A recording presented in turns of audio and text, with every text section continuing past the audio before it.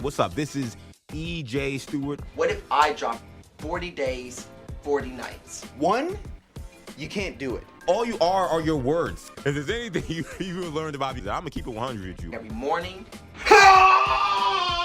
every night, for 40 days. Going to be a long 40 days this year. My skill shot will hold for your city for 40 days, 40 nights. Rest in peace to all my ops. For 40 days. If I can do that, then everything will be okay. You're the guy who can't finish a sandwich. You think you can go 40 days? This isn't normal! Oh, you're wrong, brother. I'm gonna go the distance. Let's go! Let's go is right. What's up? This is EJ Stewart. You are watching 40 Days, 40 Nights. A twice-a-day live stream where your boy EJ Stewart goes live talking sports, talking pop culture, talking whatever the hell he wants to talk about for 40 days and 40 nights, weekdays, Monday through Friday, 8 a.m., 6 p.m., and we got a big show for you today because we had some late breaking news in the NBA. James Harden now officially on the trade block. Excuse me, oh my God, coughing as soon as the show started. I don't know, coughing me in a weird way. That's a great way to start the show, but I'm going to get this water here real quick. But no, James Harden deciding to approach the Los Angeles Clippers and do what James Harden does, which is quit on another team. So he says that he wants to see if maybe there's another team he can get to where he can maybe contend for a title again. LA, of course, while they've played really well late, they won 16 of 20 games. They've been one of the best teams in the NBA during this last month of the season. James Harden doesn't care. He wants to find a new home. So the Clippers are apparently working with James Harden to find that new home for him, and they're already reportedly at advanced talks with one Eastern Conference team. So we got to break that all down a little bit. We'll also talk, of course, this is Super Bowl week, and today I'll be giving you my 5 biggest X factors for the big game. You know, we're not going to say, hey, Drake May's got to play well. We all know that. Or, hey, Sam Darnold's got to play well. We got to know that. I want to kind of get to some guys who are known players on the team. I'm not going to give you, the third nickel corner or something like that. I'm going to give you starters, but I'm going to give you some guys that maybe when we talk about these games, they won't get a lot of pub per se, but I think they're going to be super important to the outcome of this game. So we'll do my 5 biggest X factors for the Super Bowl as we get revved up and get closer and closer to the big game on Sunday between the Seahawks and the Patriots. We'll also talk about a pretty big episode of Monday Night Raw last night, and I found it entertaining. I thought it was a pretty good episode. The open that started with, of course, Braun Breaker and him continuing to unravel, and the Vision continuing to unravel with LA Knight, and now Adam Pearce being a thorn on that side. But the bigger story, which I think was the main event, which was a main event promo, which whenever that happens, you know that this is some big stuff happening, was Roman Reigns' appearance and his face-off with CM Punk. And it is now official, not to take from Adam Pearce, the general manager of Raw, it is now official that Roman Reigns is set to take on CM Punk for the World Heavyweight title at WrestleMania. Now, of course, this is wrestling, so storylines can swerve. There's also 2 months till WrestleMania. Right now, CM Punk's in the midst of a pretty intense feud with Finn Balor, which is how this whole actual conversation and back and forth between CM Punk started. Maybe not the greatest put-over effort for Finn Balor or Drew McIntyre during the segment, but I thought it was a segment that really went really well, and it seemed like a lot of fans who watched it really react to it in a positive way. And I think they made the right move to make this call this way. So we'll see if they actually follow through with it.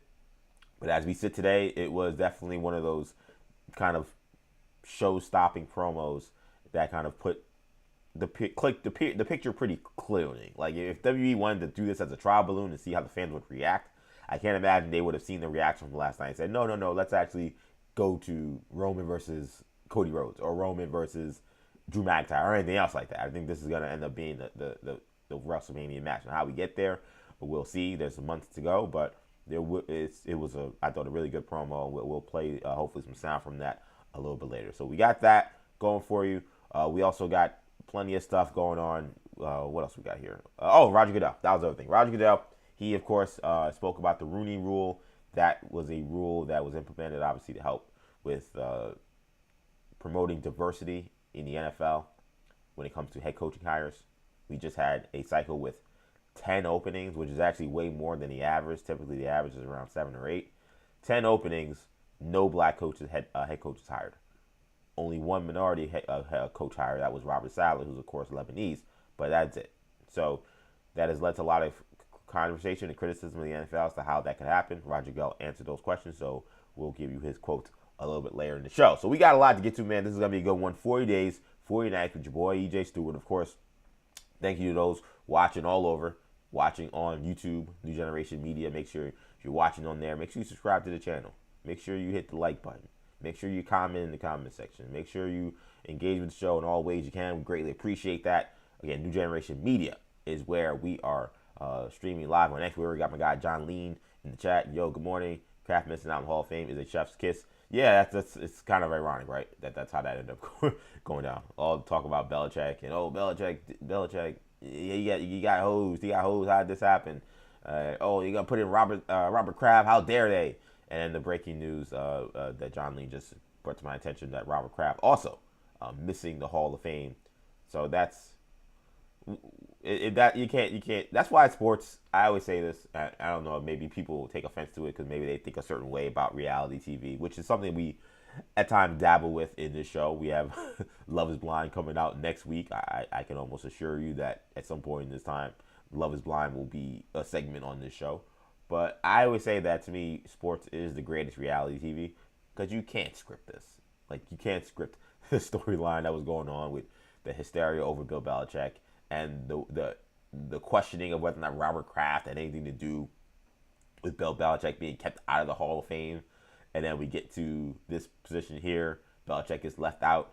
And then we learn, oh, man, Robert Kraft also got left out. So it just speaks to kind of what I spoke to last week. And I think, sometimes, and Perloff calls it going against the grain. My good friend Andrew Perloff, who I've talked to yesterday, he's at the Super Bowl, by the way. Shout out to Andrew Perloff. He's with Athlon doing some great work already, and I know he's having a great time. My guy Zach Gelb's out there as well. Shout out to Zach Gelb. My good friend Selly, also mutual friends with both Gelb and Perloff, are all out in San Francisco. So those guys are having a blast, and I wish I could be out there with those guys. But, I think, we'll have Perloff on next week from what I spoke to him, and he's really excited about coming on the show. This week couldn't work because Super Bowl week, but he always says, going against the grain on certain issues or certain topics, and it's not like a bit for him. It's how he really views a lot of different things that are going on in the world of sports. And to me, like, I kind of was going against the grain with the hysteria over the Bill Belichick snub. It seemed ridiculous, but I did speak to you guys at length about how I felt like the way the rules worked were kind of silly, and it did kind of promote the impetus to say, if these guys who are going up against Kraft and Belichick have very little time, and maybe this is their last opportunity to get in, when the likes, I know Robert Kraft is a little older, so that's maybe in terms of wanting him to go in when he's, of course, alive is a serious topic. But in terms of just him being on the ballot and him being a constant presence of someone who can get in, he has plenty of years for that. Whereas Greenwood and Ken Anderson and Roger Craig, those guys are, if it's not this time, it might be never.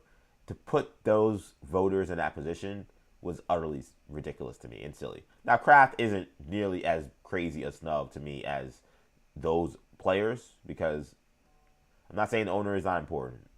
No Jets fan could ever tell you that ownership in the NFL is not important. I can tell you that much. But what I will say is I do think you can kind of separate, okay, he was the owner. He of course, hired the right people and put people in the right positions. But this is football, and we care about the football people, and we want to honor the football people before we honor the billionaire owners. I think that's a fair thing that I think most people can feel. Robert Kraft is as high-profile owner as it gets. I guess in theory, like, Jerry Jones got in. I'm trying to think of other owners who are super high-profile that would be comparable.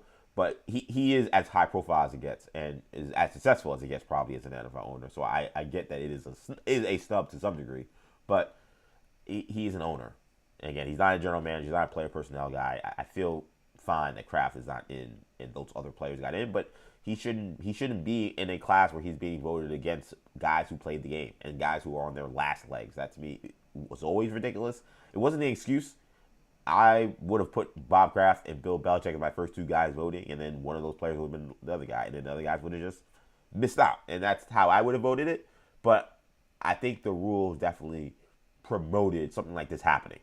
And it's not surprising that something like this happened because of the way they set up the rules where now the older generation players are now matched up against like contributors and coaches. So a coach who now doesn't have to wait 5 years, only has to wait 1 year.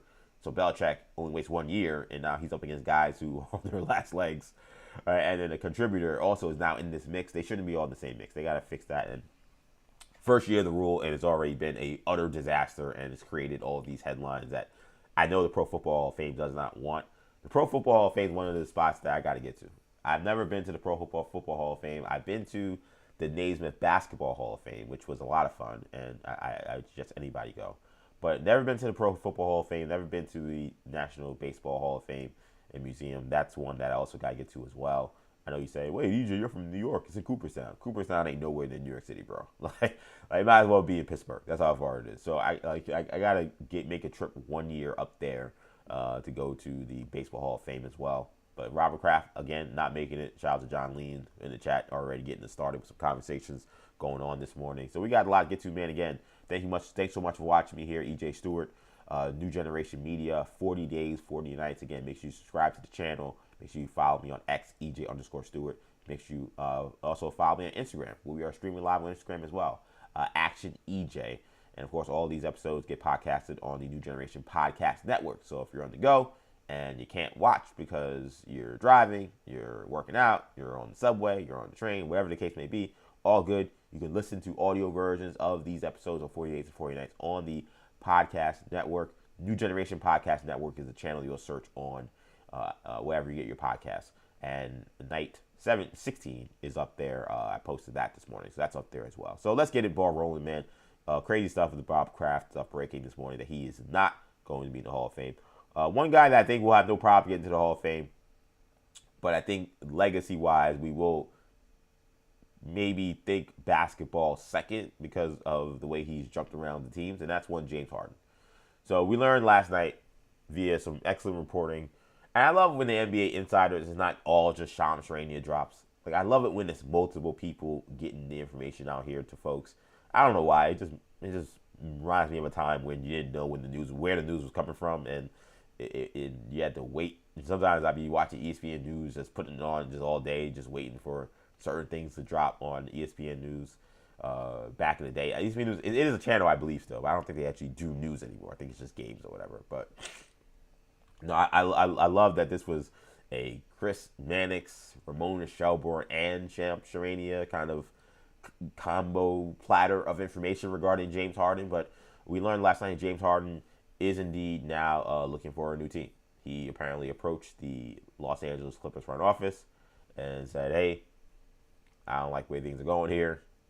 If you can, maybe you can find me a new home somewhere else. So this is now, let's count this. Rockets requested a trade. Nets requested a trade. Sixers requested a trade. Where do you go after the Sixers? I don't even remember. Where do you go after the Sixers? He didn't go with Sixers to the Clippers, I don't think. Oh, no, he did. And then it's Clippers. That was the next team. And Clippers, of course, requested a trade. So he has requested a trade for now 4 NBA teams. I almost thought there was another team in there that I couldn't remember. I was like, there's another team he plays on between the Clippers and the Sixers, but no, I don't think there is. So 4 teams that he's played for. Every team in his entire career, he's eventually requested a trade and won it out. This one now becomes the latest, where James Harden, who's a little bit of an advanced age, he's 36 years old, but he is still playing at a pretty high level, is requesting a trade. So there's some details about this that are important to know. Number one, Harden is on a 2-year deal with $42 million coming to him next year. He's making $39 million this year. But the second year of this deal is a player option, which means he can opt out of this deal if he so chooses and becomes a free agent. When a player is on what is essentially a 1-year deal, because this was signed as a new contract that he has with the Clippers, that player at his advanced stage of his veteran years and all that stuff, he has veto power. He essentially has a no-trade clause. So James Harden has to also accept any trade that the Clippers would propose to him in order for this deal to actually come through. So it's not just saying, hey, go trade me somewhere, and the Clippers can do what the Bucks are doing, where they're saying, all right, this is going to be a bidding war. Who wants James Harden? Who wants Giannis Antetokounmpo the most, or who wants James Harden the most? Like, come down and give me your best offers. That's not how this is going to work. If he's going to get traded, the Clippers are going to have to talk to some teams, see if there's a package that they feel comfortable with, and then they'll have to go back to James Harden and say, all right, James, this team wants to give us X for this. We would accept this. Do you want to go there? And then he can say yes or no. And knowing James Harden, knowing how he moves, he ain't just going to any NBA team. So this is it's not surprising that this is being kind of announced now several days ahead of the trade deadline, because this, while the news got in hot and heavy, it actually may take some time to actually find a place where Harden wants to go. So that's the one aspect of this you got to think of.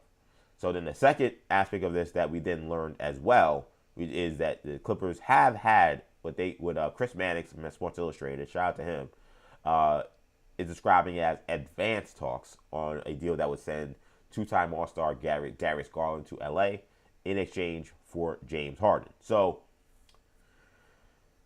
what I'll say is I feel like on the Harden front, we'll get to, again, more legacy stuff in a second. Let's get to basketball, where he's at right now and where the Clippers are and his decision to request a trade. And it seems like the Clippers are going to acquiesce. It seems like, or no, again, we'll see if they can find a place he wants to go to. But it seems like they're like, all right, buddy, I guess we'll get you out of here. So I'll be honest, I feel like this is not maybe the best move by Harden, who has worked his magic in trying to have his cake needed too, where he wants to play for a certain team at a certain amount of time at that moment in time, but then also wants that team to commit to him long term. And if they don't, then that's when all hell breaks loose, and then he gets upset. With again, a couple of exceptions, but that was essentially what happened with the Philadelphia 76ers, where he had the infamous Daryl Morey's a liar, and I'll never play for a team that he's playing ever again, while he's at a Chinese basketball camp talking to a bunch of 9 and 10-year-olds. One of the most unhinged images maybe we've seen in the history of sports. Disgruntled athletes was James Harden in China delivering a message to Daryl Morey to a bunch of 12-year-olds. One of the funniest things I've ever seen. But with that aspect of it, in terms of just a decision to say, hey, I think this is time for me to split, the Clippers are playing some good ball, man. I was someone before the year that I actually had the Clippers, I thought they'd be a top 4 team in the West. I thought that they were an extremely dangerous team, given I thought they played really well down the stretch last year. They gave the Nuggets complete, utter hell in that first round series, and a series that they should have won. But to be honest, James Harden turned into James Harden in Game 7, which is usually what happens. But I feel like the Clippers, you could argue, hey, you know how every season is going to end with the Clippers, and that's totally fair. That's how it's always been. It just does feel like, for a team that could have easily quit. The fact that they dug themselves out of the hole they were able to dig themselves out of, and that they could be in a position where now, okay, you're definitely considering them. They're certainly a play-in team right now, and as hot as they are, who's to say they can't sneak into the playoff picture? Now they're 6.5 out of the 6th spot, so it's going to take a lot of work. But at the very least, they'll have an opportunity to make the playoffs because they'll be in the play-in. So it's not like they're in some dire situation where it's like they're destined to be a team that's on the outside looking in. They could very well make the playoffs, and playoffs, anything can happen. So I'm a little surprised from that aspect, especially considering James Harden, where he says, okay, I want to play for a champion. Where are the championship contenders that wants a James Harden? I'm trying to find a team that makes sense. Okay, if you go to the East, I mean, that also James Harden wants to go to, because there's the aspect of, well, James Harden wants to also have to play there, wants to play in the city, and there's all those dynamics as well. Okay, let's go to the East. Like, we'll talk about the Cavs in a second, because it seems like those are talks that are happening right now. But is Detroit making a trade for James Harden? That seems like a terrible fit to me with Cade Cunningham. I know they could, in theory, use another veteran guy who has some playoff experience, but I don't like the fit of him dominating the ball and Cade Cunningham dominating the ball. He would be really good probably for Jalen Duren. So, again, what's the trade that you're putting together that also, again, the Clippers would actually be happy with? That's a big deal as well. Knicks aren't even considering that. Celtics aren't considering that. I could see the Raptors, but again, are the Raptors a championship contender? I don't know. The Raptors would be probably the one team I look at the East. Okay, maybe I can see that. some combination of Harden, of RJ and IQ, and maybe you get Harden, and you say, hey, listen, we're going for it this year. Do I think that moves the needle in a major way for the Raptors to say they can win a championship? No, but if you tell me, okay, they're now a little bit more of a threat in the Eastern Conference, I would probably agree with that. Especially, they probably use James Harden's three-point shooter, not the greatest three-point shooting team. But then you still have that dynamic of an isolation scorer in Brandon Ingram and Harden. Again, how does that work? It's not the neatest fit. We went to the Cavs. He ain't going to the Sixers. So there's no Eastern Conference team that really makes sense to me. Because none of these teams are, the Heat aren't a championship contender, the Magic aren't a championship contender, the Bulls are not. So now we're on to the scrub teams. Okay, now let's go to the West. And then you had the conversation about, like, are the Clippers going to want to trade him to a team in the Western Conference that they could play in the playoffs, in theory? Because they're not dead. I don't think they're going to trade James Harden and say, okay, now let's trade Kawhi Leonard. Like, I think they don't have their pick. They can't afford the tank. They got to play the season out because the worse their team is, the better the pick is for the Oklahoma City Thunder. So, okay, let's do this game in the Western Conference. Is he going to get traded to the Thunder? Hell no. Is he going to go to the San Antonio Spurs? I also would probably say hell no. I don't think that the Spurs, how the way they play, how quick their guards are, I think they have a strength with their backcourt. They don't need James Harden. Nuggets dominated him in Game 7 last year. I don't think they want James Harden. Rockets, are we being serious? I don't think there's any chance Kevin Durant wants to play with James Harden. That's already one thing. But after all that went down, not that that's super hard feelings, I just don't think they want to deal with the James Harden fiasco. And then also trying to get him to acquiesce and play ball with Kevin Durant. So I don't think that's likely, though they could use a point guard. T-Wolves are a team that reportedly has been interested in Harden. That's a team that I can see. I say, okay, that makes a little more sense. They definitely need a point guard. They basically played Dante DiVincenzo at point guard. They put Mike Conley on the bench this year. It's worked out okay. I mean, they're fifth in the West. They're 8.5 out of first place. They're a very good team. We mentioned there in the talks about Giannis. They're the kind of team where I think you say, hey, this collection is a good team, probably not a championship team. Maybe we do something drastic. Just shake it up and see if something changes with a different lineup, different team. So, okay, you get to the T-Wolves. They're not trading to the Lakers. There's no chance in hell the Clippers are trading them to the Lakers. And I don't think the Lakers want them, so that doesn't really matter either. Phoenix is a little interesting, but that's a team that's literally in the play-in with the Clippers. So again, are the Clippers going to trade James Harden to a team that is in the play-in with them? I don't think so, though. I guess in theory you can say, hey, we'll take back Jalen Green, a young, exciting guy who can't stay healthy, but if we get him on the court, maybe that'll be interesting. I just don't see a lot of these great fits for James Harden for either places he want to play for or teams that would want him that are championship contenders. I think the teams I would count off are maybe Detroit, though I don't love the fit. Toronto, I think it makes a little sense, and that's in the East. And then in the West, it's Minnesota and maybe Phoenix. So that's 4 teams that I see that would legitimately maybe have interest and that he maybe would be interested in them. So the 5th team I'm obviously leaving out for the sake of this conversation would be the Cavaliers. So here's what I say on the Cavs. So right now, again, the talks that are happening is a Darius Garland move for James Harden. I hate this move for the Cavs. And I'm not someone who's going to sit here and tell you that Darius Garland's been the best fit for what the Cavs are trying to do and the team they have together. He hasn't been. They tried to do this backcourt, the super backcourt with him and Donovan Mitchell. And to be fair, they won 1 million games last year in the regular season. They've had regular season success every year they've played together. They just haven't had postseason success. They've been bounced out of the first round and the second round of the playoffs in the last 3 years with these guys together. Darius Garland also, it feels like it's starting to become a semi-serious injury risk where he couldn't finish playoffs last year. He had this devastating, I think he had turf toe. I think he had the same injury Joe Burrow had. Devastating toe injury that kept him out of the playoffs. He tried to play on it, and he actually gave a pretty good effort to kind of keep them from being embarrassed in that series last year against the Pacers. But he was too banged up to really make an impact. This is now a couple years in a row where he's had some issues with injuries going into the playoffs and not finishing playoff series.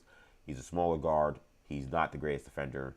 And I get why you may want to be out of the Darius Garland business. He's a talented player, but when you have your best player who's also 6'3", who's also a smaller guard, who is not as bad defensively as Garland is. He definitely gives more effort than Donovan Mitchell, but he's not a plus defender by any stretch. That's a tough deal. It actually puts a lot of pressure on the Jared Allens and the Evan Mobleys of the world to protect the rim, and they do a great job of it, but it stresses them out. It's not the greatest fit. I don't feel like James Harden solves any of the problems that they have with Darius Garland, which is why I'm stunned that people are actually supporting this move potentially. James Harden is a little taller, so maybe you're not as small in the backcourt. You're not as easy maybe to just physically impose. But James Harden is just as bad defensively as Darius Garland is. James Harden also will probably demand more shots, so I don't think he plays as well off the ball as Darius Garland is. One of the strengths of having Garland and Mitchell in the backcourt is Darius Garland is very adept at playing off the ball. He's an excellent off-ball shooter, excellent spot-up shooter. Harden has the capability to be that, but as he has said, I don't play in a system, I am a system. That is, if you're playing with James Harden, you're playing James Harden ball. I can't imagine any team he goes to, including playing with Donovan Mitchell. Remember, he just was playing with Kawhi Leonard, and he's still been playing Harden ball. I don't think that you're going to go to the Cavs and it's going to be, James Harden's going to want to run some floppy actions and come off screens and snipe. That's not how he wants to play. It's not how he's ever played in his career. Does he have the capability? Yeah, he's a really good shooter, and he's a really good spot-up shooter as well. And there'll be opportunities for him from Donovan Mitchell drives to get some spot-up shots. But I think the comfortability for him of being off the ball as often as he would be in order for this backcourt tandem to work, I don't think he's going to acquiesce to that. So I don't really understand it from that standpoint. Now, I get getting out of Garland's contract. That contract is not great if he's going to be this hurt and it appears he's going to be that much of a liability defensively next to Donovan Mitchell. That part of it, I get. Again, getting out of the Garland business, I can totally support. That part of it, I'm not going crazy about. I just feel like if you're the Cavs, and I know there have been rumors that they tried to talk to the Magic about a Jalen Suggs plus stuff swap. That would have made a lot more sense because they just need a better complement for Mitchell. They don't need a better player.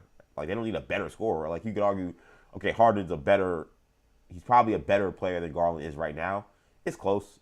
You can argue that, parse that. The way Harden is playing this year, he's played of late, I think you could say he's probably a little better, given Garland's been a little banged up.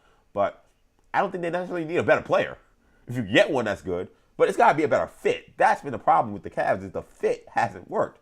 So I don't really get the idea that, we need to just get out of this contract regardless of who the fit is if you're still trying to win a championship. And then you say, well, we're getting a guy who has some experience. Well, that experience hasn't done jack for James Harden. He's been in the playoffs his entire career, essentially, and he's been a guy who hasn't been able to finish playoff series.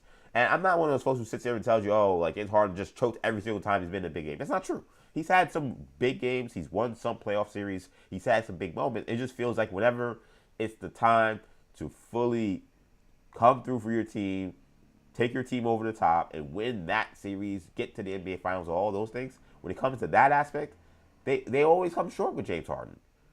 So you're getting a guy for a team that has had kind of postseason scaries, and you're getting the ultimate postseason scary to help you get over the top. I don't understand it. I don't. Garland's making $39 million this year. He makes $42 million next year, and then $44 million after that. So you got essentially 2.5 years left on the Garland contract. With James Harden, you have at the most 2, maybe 1, or really a year and a half with Harden. At the most, you may have a half a year. He may just leave. I don't know if they'd want him to be a flight risk.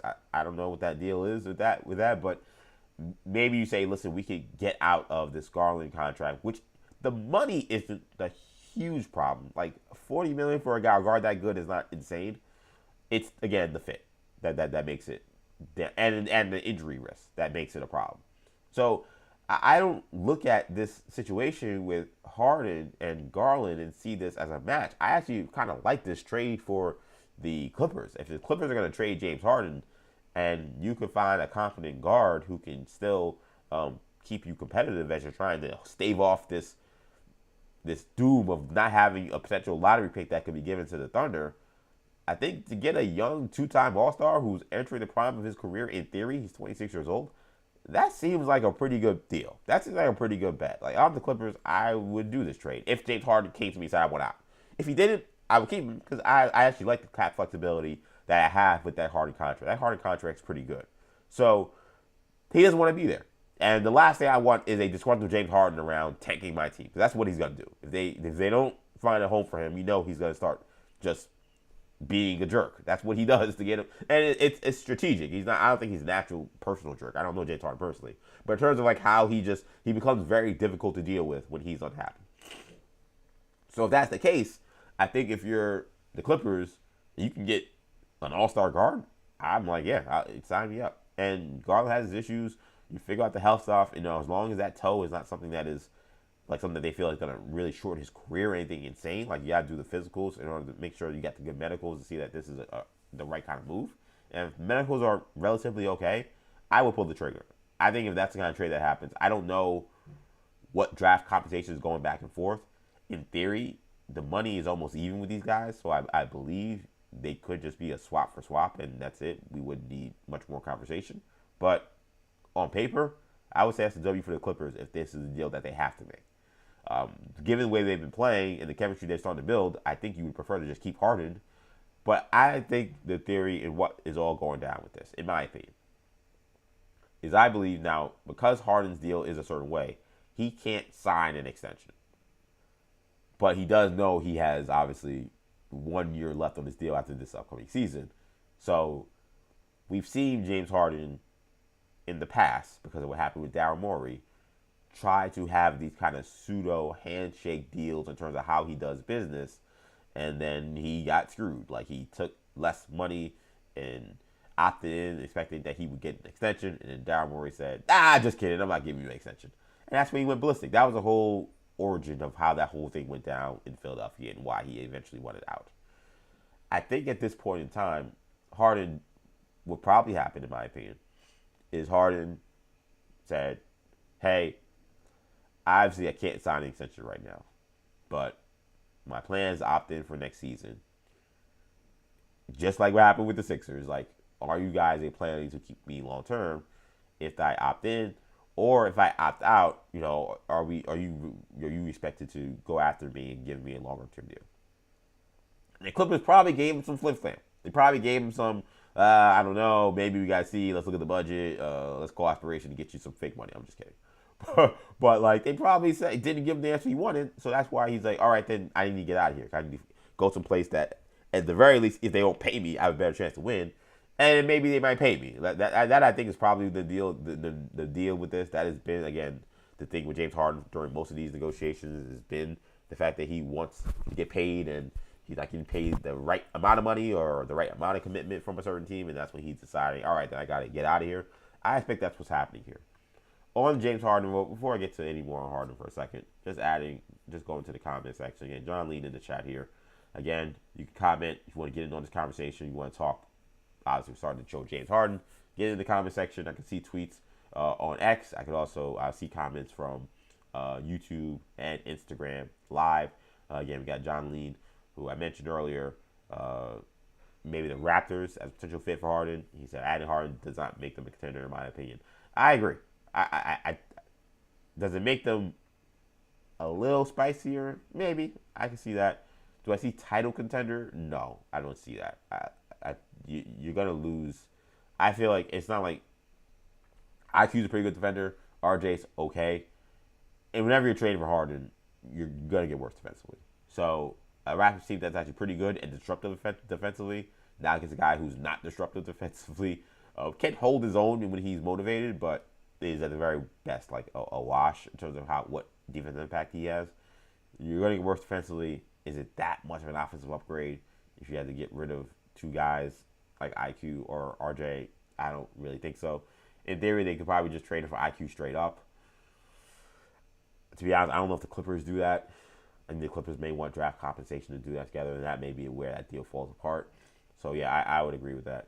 And then he says here, Leonard seems quote-unquote healthy and playing well, just looks so unmotivated. I mean, Kawhi Leonard, I think that's just his face, John Lee. I hate to break it to you. I think he's been playing pretty damn motivated. I mean, the way he stepped up of late, he's having one of the best seasons of anybody in the NBA this season. Despite the Clippers having those struggles, he's been relatively healthy. He's taken a couple of games off and had a couple of Nick and Nat stuff. But outside of that, he's been relatively healthy. He's probably the main reason why the Clippers have had this surge that they won 16 out of 20 games. So I think he's fine. I think he's motivated. I think the fact you can't be unmotivated and climb the Clippers out of the hellhole they were when it came to the standings. Like I don't remember exactly how far they were below 500, but they had to be at least 10, 11 games below 500. They're now only they're 3 now. So yeah, it was worse than that. They were probably 13, 14 games below 500. This team was in bad shape. I'm stunned that they were able to turn it around to this level when they played this well. So I think Leonard has played fine. I think he's been fine, and he definitely healthy is always in quotation marks because even when he does seem healthy, it seems like you're only one, doomsday Shams tweet away from saying James, Kawhi Leonard needs to miss 3 months because he needs a new knee procedure, like all these things with him. So I totally get that standpoint. On the James Harden stuff, just to wrap it up, on the legacy aspect of this, because we're talking about James Harden and his decision to approach the Clippers requesting a trade, seeing if they can find a new home for him. I just feel like what some of these modern day players are going to lose sight of, and I get this is the player movement era still, and I am for the most part all for player empowerment. But I think when these guys end up retiring and they're long gone and they're talking about thinking back on their career and wanting to receive the flowers that they deserve, like James Harden is a first ballot Hall of Famer. James Harden is one of the best guards to ever play this game. That's a fact. I don't know if people like to discount what he's done in his career. I don't quite understand it. There are plenty of guys who have had great careers that didn't come through the playoffs, that didn't come through in the clutch, that did not win championships. Now, he seems to flame out rather spectacularly compared to some of the others, but he's one of the all-time greats. That's not even a question. But I think what some of these players lose sight of when it comes to just saying, I'm going to team hop when I'm not happy or I'm not getting paid is, for the moment, YOLO, do what you feel like is best for you, your family, your situation. I get it. I just think when you retire, you start looking for those flowers. Like, think about, now, Jack Rose obviously did eventually leave Chicago. But think about that ceremony you saw last week with Derrick Rose and the love he gets in Chicago and how much that city embraces him, how much they love him. Now, a lot of that has to do with that it's his hometown team. But this is also James Harden's hometown team. I know it's the Clippers, but he is from LA.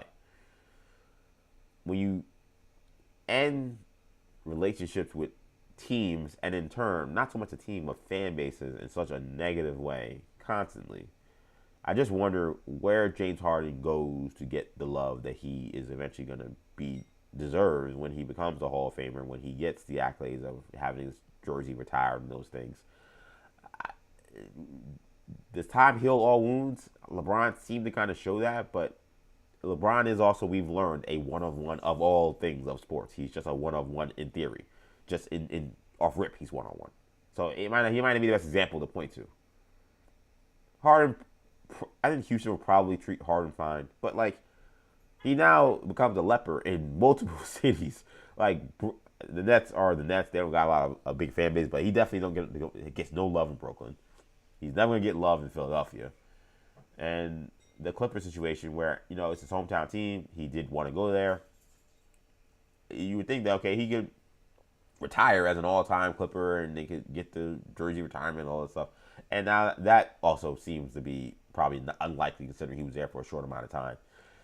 I think about it with Kevin Durant a lot, where like he talks about, when they beat the Suns, and he kind of talked about like how he felt good beating the Suns on a game winner earlier this year because he felt he was scapegoated for a lot of the problems that team had and their inability to win by not just the team but also the fans. And that may be true or untrue, but when you become this mercenary, you don't actually have a true home to come back to.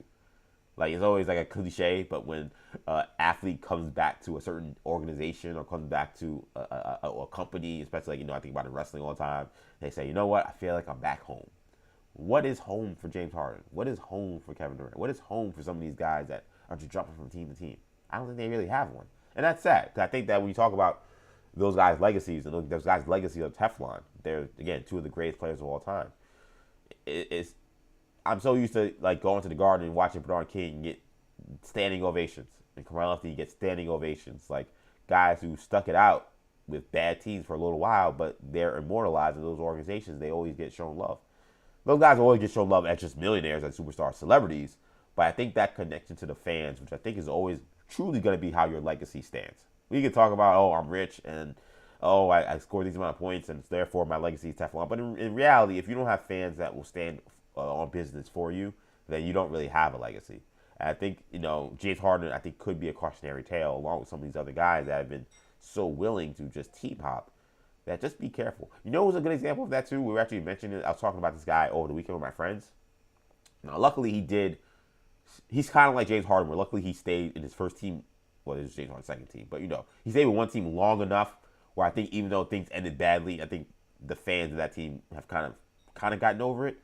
But like Dwight Howard's another example. Like Dwight Howard, like he could probably get love in Orlando, even though that ended very badly. But he played on team and team and team. Like, he has no love in any other team he played for. Lakers, Hornets, Wizards. Like, nobody's showing love to Dwight Howard. And when, we have this conversation about Dwight Howard's legacy, which we actually have had on this show.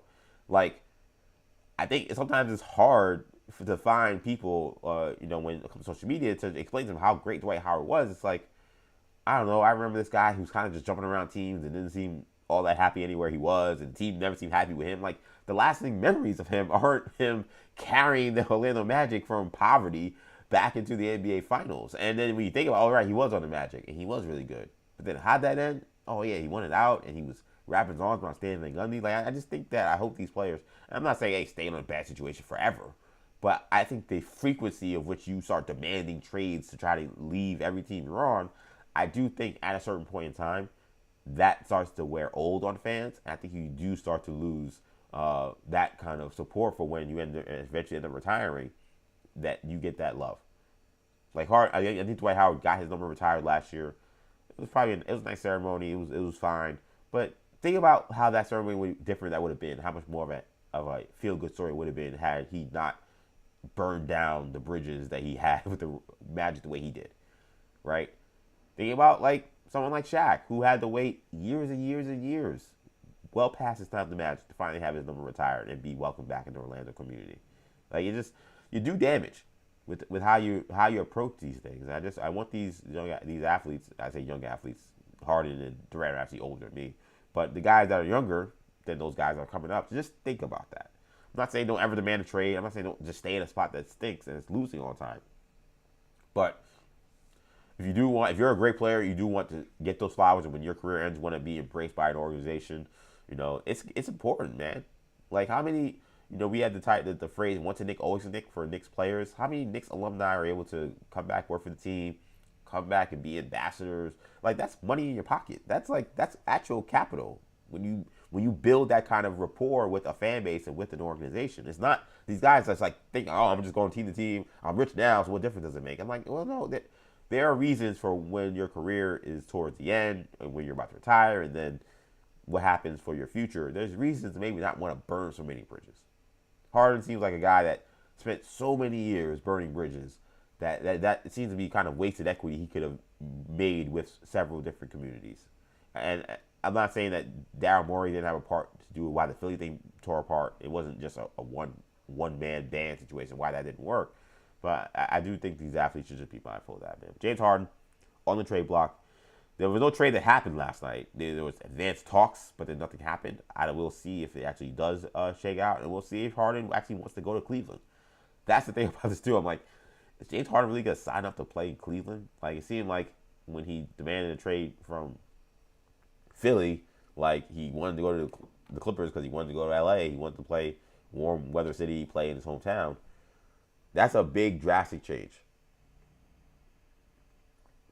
That's a huge change to say I'm going to go from playing in LA in my hometown, I'm going to go to Cleveland for a team that, because the East is wide open, I don't think you could dismiss them as a team that could possibly get out of the East. But it's definitely not a shoo-in. That's for sure. And I don't think trading him for Garland makes Cleveland 100 times better. I don't see that at all. One more time, John Lee in the chat saying, Dwight Howard played on the Hornets and Wizards? Where was I? Yes, that happened.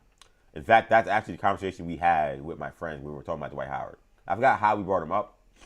Oh, I'll say I brought him up because Jeff T and that his podcast, which is hilarious.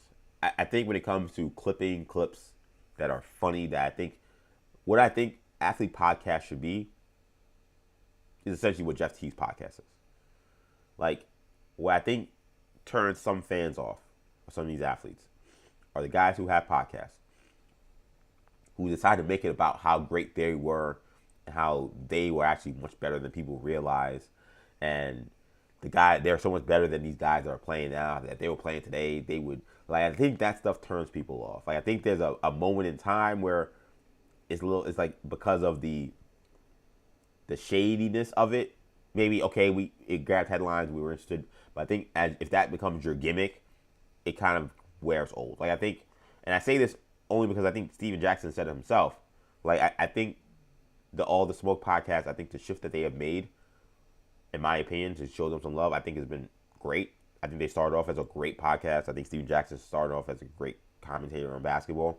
And then I think because he's a super competitive guy, it started to become a podcast of grievances. He seemed to be like a commentator of grievances, where it seemed like, let me just attack this guy who I think is not that good, that I should be better than. I should still be in the NBA.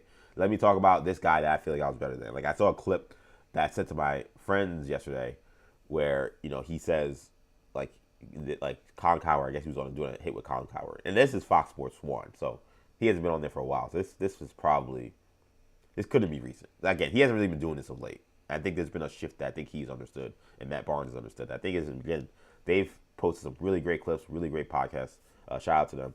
There was a clip where he was talking about, like, Colin Cowherd was asking, who are players that you think you're better than, that like people wouldn't realize? And then he says Vince Carter, and it's like, come on, bro. Like, are we serious?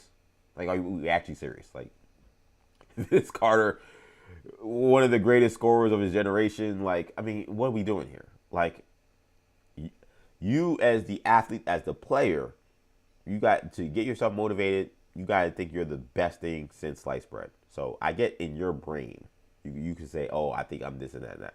I think when you go to a national platform, you start saying, I'm better than this guy, I'm better than that guy. The infamous Rashad McCants clip, one of the, maybe the best podcast clip of all time.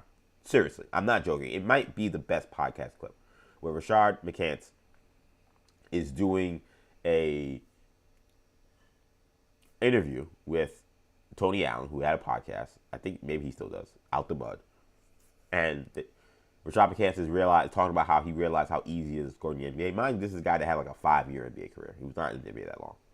And I guess somebody was explaining to him, oh, you get this amount of points. Like, you could easily average, 30 or whatever. And he's going through and he's like, I get 15 in the first quarter. That's easy. He said, I do that for 3 quarters and then hit a couple of threes. I can get to 81. And then Tony Allen's like, what 81 are you talking about? They're like, Kobe's 81. And Tony Allen just ends the podcast right there. He's like, boys, Out the Mud, we got Rashad McCants. That's it for today. He was like, I'm not even having this conversation. I'm not even engaging with this anymore. This is completely ridiculous. But that, unfortunately, I think became kind of the caricature of what these athlete podcasts have become. I think someone like Steven Jackson. Now, I will say this about Rashad McCants. So I've actually interviewed on Maggie Perloff's show. He's hilarious. He's a funny guy. Like, that clip is funny, so I'm not like really even criticizing him for thinking that, because that's kind of his shtick, that he is this like guy that was really great, and just like the NBA just didn't ride with him, and North Carolina didn't ride with him. That's why his career didn't go the way he wanted to go. It's part of a shtick that works for him, so I'm not really even including him in this. But when I think about Steven Jackson's, the Rashad McCants', and I think what Jeff T does, which he is simply just like I was a pretty good NBA player. Like, I was good. I made one All-Star game. But I'm not here to tell you about how great I was or how much better I was than this guy, that guy. Like, in fact, I actually want to be kind of more of an everyman, where I'm kind of telling you, what is life like as, like, a pretty good NBA player who's playing against, like, sports gods? And what is it like just being an NBA player and, like, the life that comes with that? And one of the reasons that I brought this up, because talking about Dwight Howard, is there was a conversation they had. I don't know if it was recent, but the clip resurfaced where he was talking about that he went to a strip club with Jason Collins and Dwight Howard, and his co-hosts just like, they just couldn't stop laughing, because they're like, that's just funny. I'm sorry to say you're talking about the people you went to strip clubs with, and you mentioned Dwight Howard and Jason Collins, They were just giving him a lot of crap for it, and it's a funny podcast because he's so self-deprecating and he's so willing to laugh at himself. And that was when we were talking about it, and my friends were like, Dwight Howard played on the Hawks? I was like, yeah. And then my other friends were like, yeah, he also played for the Hornets and Wizards. And he was like, what? And it was like, yeah, we all were alive when that happened. But that goes to my point. Like, Dwight Howard was actually still productive. He played on those teams and then won a championship with the Lakers after coming back to the Lakers. Like, we forget, and he was not a scrub on the Lakers. Like, he wasn't the Dwight Howard MVP All-Star, but he was a very competent big for the Lakers during that title run in the bubble. He was important to them. So he has a championship with the Lakers, but he had to go through all this crap, including a stint with the Lakers, to get to that point. Is he going to get love for that bubble title in LA? Is he going to really get the support because of what happened? No. So that's what I mean when I talk about these athletes and why I feel like they got to be careful with just thinking that I can just hop from team to team and eventually be fine. Now I think Dwight Howard's looked at as like a punching bag. Now he's a butt of a joke with strip clubs and Jason Collins. Like that is what I mean when I say these athletes should be careful with that. Let's keep it moving, man. I want to talk about what's going on with Super Bowl week. It's Super Bowl week, and I'm excited. I'll be honest. I'm excited. I think that this is going to be a game that I think the Seahawks will dominate, but I'm actually really excited about the matchup just because I think there are some interesting, various different, things to kind of break down when it comes to how this game is going to shake out. I look at a Seahawks team that is playing its best football of the season, which is when you want to play it, which is playoff time, but they look dominant to come down the stretch here. Looking at a Patriots team that's kind of been wobbly, but has been steady enough to get to this point. And we get to this game, of course, we got to get to X factors.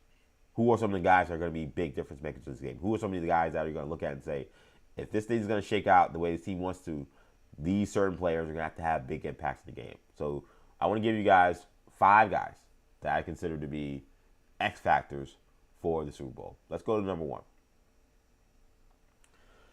I'm going to Will Campbell. So Will Campbell, he is the first round pick, left tackle for the New England Patriots. He had a really solid rookie year. He was very good this year. He has not had a good postseason. He had some trouble in the first game against the Chargers. He was in hell trying to block Will Anderson in the second game as well, and Daniel Hunter, but definitely Will Anderson was giving him a ton of problems. And he wasn't that great against the Broncos. He was better, but he had one pretty embarrassing poor missed block in that game as well. He hasn't been the greatest. Now, he's going up against a team in the Seahawks that are a little different than the teams he has faced. The Seahawks don't necessarily have like a true outside edge guy like the Bonitos, like the Will Andersons that he's been dealing with.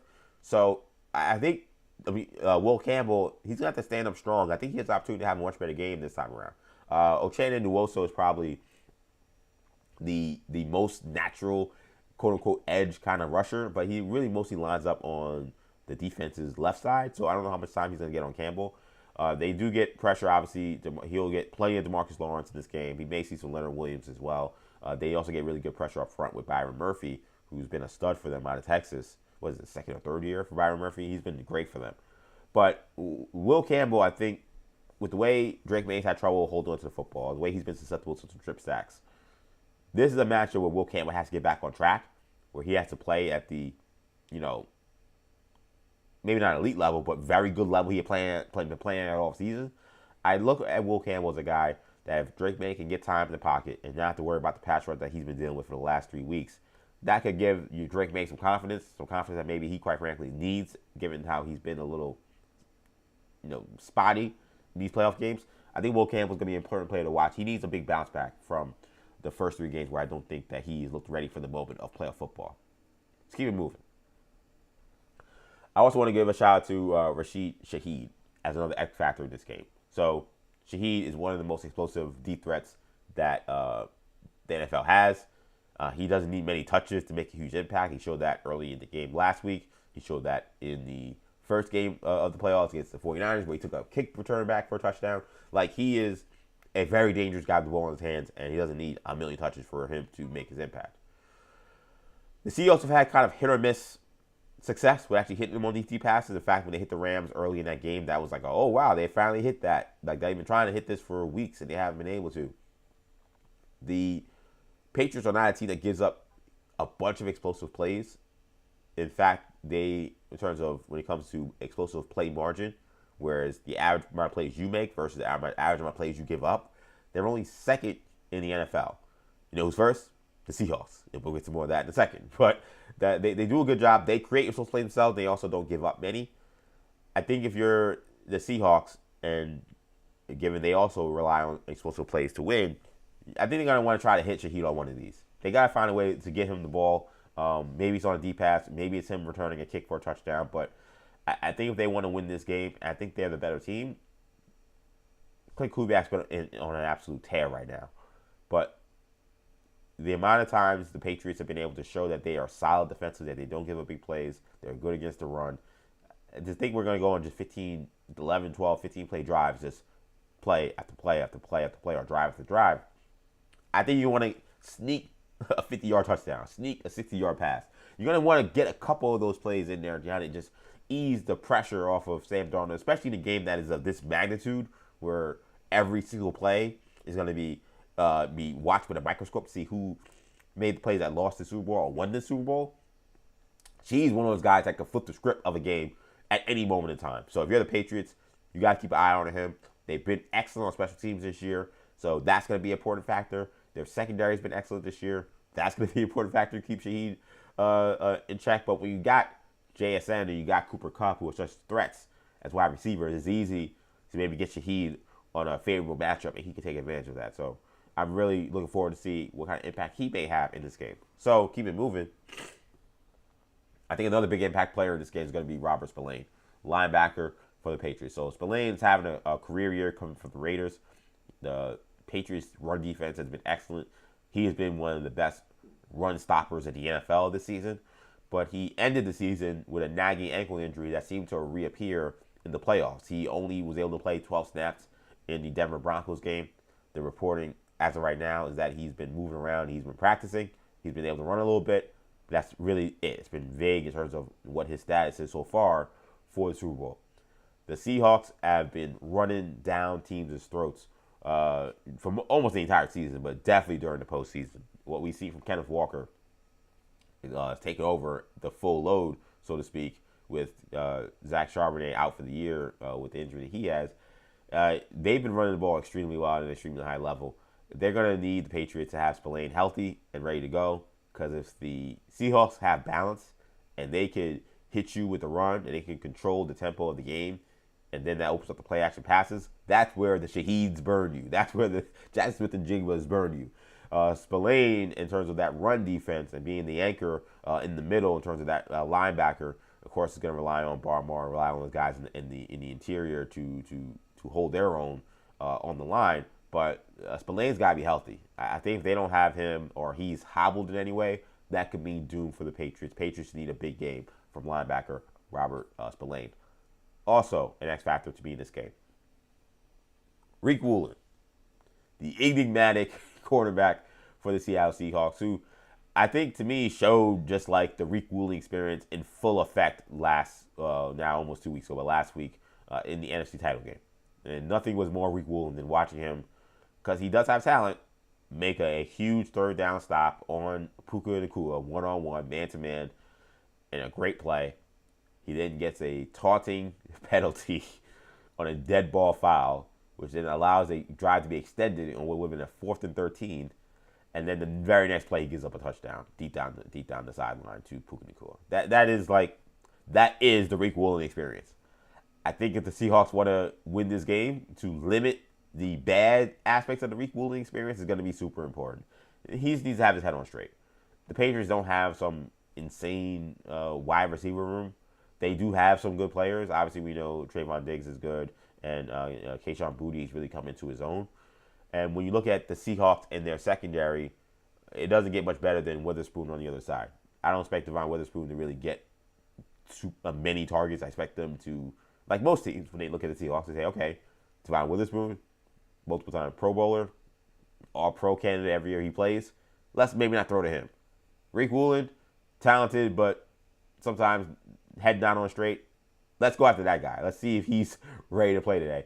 And the results, who knows what will happen when that ball gets thrown up in the air. It's going to Rick Woolen. Again, there are times when he can make great plays. He obviously burst onto the scene after he had a phenomenal rookie year, and he's kind of been, again, an enigma ever since.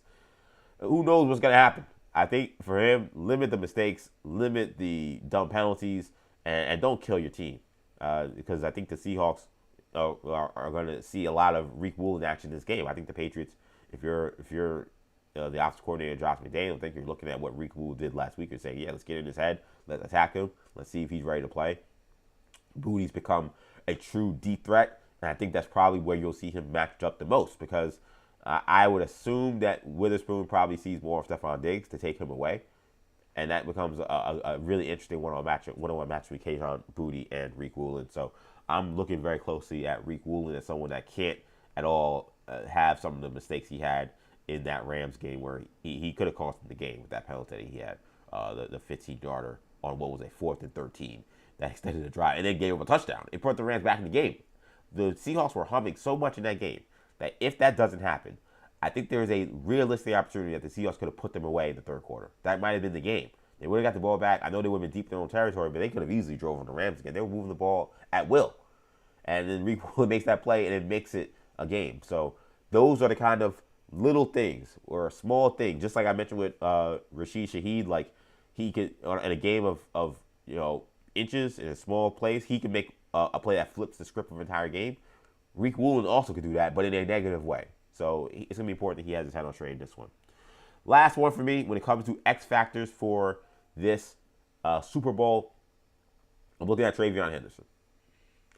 And TreVeyon Henderson now, he was kind of their starter this year, and he kind of was like, okay, this is kind of like a Captain Obvious pick. Well, not really, because TreVeyon Henderson's kind of gone out of favor a little bit when it comes to the rushing attempts, because he's been ineffective. The Broncos, the Texans, like all these teams did a pretty good job of wrapping him up, keeping him contained, and he is the Patriots home run hitter. Like when you talk about all those explosive plays the Patriots have been able to make this year, he probably has most of them, him and Boutte. Like he is the guy that can take what looks like a 3-yard run and turn it into a 70-yard touchdown. And I think when you talk about playing against the Seahawks defense, similarly to what I was saying with the Seahawks on offense with Rashid Shaheed, where it's like he's the kind of player that relieves pressure off of Sam Darnold because he could have a 70-yard play or a 60-yard play. It doesn't require you, in order to continue to score points, to keep going on 13, 14, 15-play drives. He may be able to get you on a 3-play drive because you score a touchdown on a big play, or he can get you into the red zone on a deep pass or on a kick return. TreVeyon Henderson is that player for the Patriots, and I think it's even more important for the Patriots that they are able to create these explosive plays. Again, the Seahawks have been the best in the NFL at limiting explosive plays. I think they only average about 4 per game, which is insane, and then they average a ton in terms of how they generate offense. So this is not a team that gives up many. And I think if the Patriots want to stay in this game, which I think I'm right now, I've been telling you, it's no spoiler. I think the Seahawks are the better team. The Patriots are going to pull off an upset. I think you're going to need to see a big TreVeyon Henderson run at some point. He's got to have a big run. He's got to have a big touchdown. He's got to make his presence felt. I expect that they'll do a much better job on Ramondre Stevenson, the Seahawks will, than these other teams have. So you're going to have to find a way to get explosive plays. Boutte going down the field is going to be one. But TreVeyon Henderson, I don't think he could have another stinker. I mean, the games, I can give you his game log real quick in terms of how he's played this postseason. But again, for a guy who was a revelation for the Patriots this year, I think when it comes to his impact in the playoffs, it's been kind of minimal. Broncos, 3 carries, 5 yards. They only gave him 3 carries. They kind of just sat him. They realized it was going to be kind of a rough and tumble game. They wanted the physicality of Ramondre Stevenson's running style. So he only had 3 carries last week. Against Texans, 12 carries, 25 yards. Chargers, 9 carries, 27 yards. And that's, again, way below what he typically gets. Besides the Ravens game where he didn't play much, he hadn't had less than 13 carries in the game since early December. And that was a blowout against the Giants where they basically called off the dogs. He wasn't really getting a lot of touches last week, so and he hasn't really got as many touches in the postseason. He's going to be a player to watch. It's going to be very important for the Patriots to find a way to get him going, to get him loose, Because, again, if they're planning to say we're going to go on deep, long drives consistently against the Seahawks defense and not turn the ball over and not have the kind of, again, game-breaking kind of plays that the Seahawks can make defensively, that to me seems like a really big deal and not something that you want to really put yourself in that kind of situation. So I look at the big X factors, man. We got some news for what was going on yesterday with Drake May. He says his shoulder's feeling much better. He's back to practicing per normal, throwing per normal. So it looks like he's trending in the right direction. And like I said, that's going to be huge. I think that Drake May has made it to the Super Bowl. And in many ways, he has the benefit of making it to the Super Bowl while not playing well. You know what this run reminds me of a little bit? Remember when Ben Roethlisberger made the Super Bowl his second year? If you remember that run, he also didn't play that well. I think they beat the Broncos in the AFC title game, ironically. Let me see if I can pull up that quickly, that Ben Roethlisberger run. Roethlisberger, so it's game log.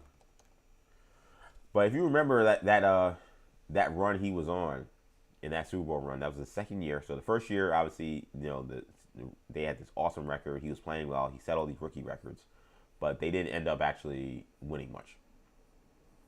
Then in the playoffs, they won one game against the Jets where he played terrible, and then the next year in the next game they got blown out by the Patriots at home. That was how his season ended that year. Second year, the regular season wasn't as good. He also dealt with injuries, but they still got to the playoffs. They snuck in as a wild card.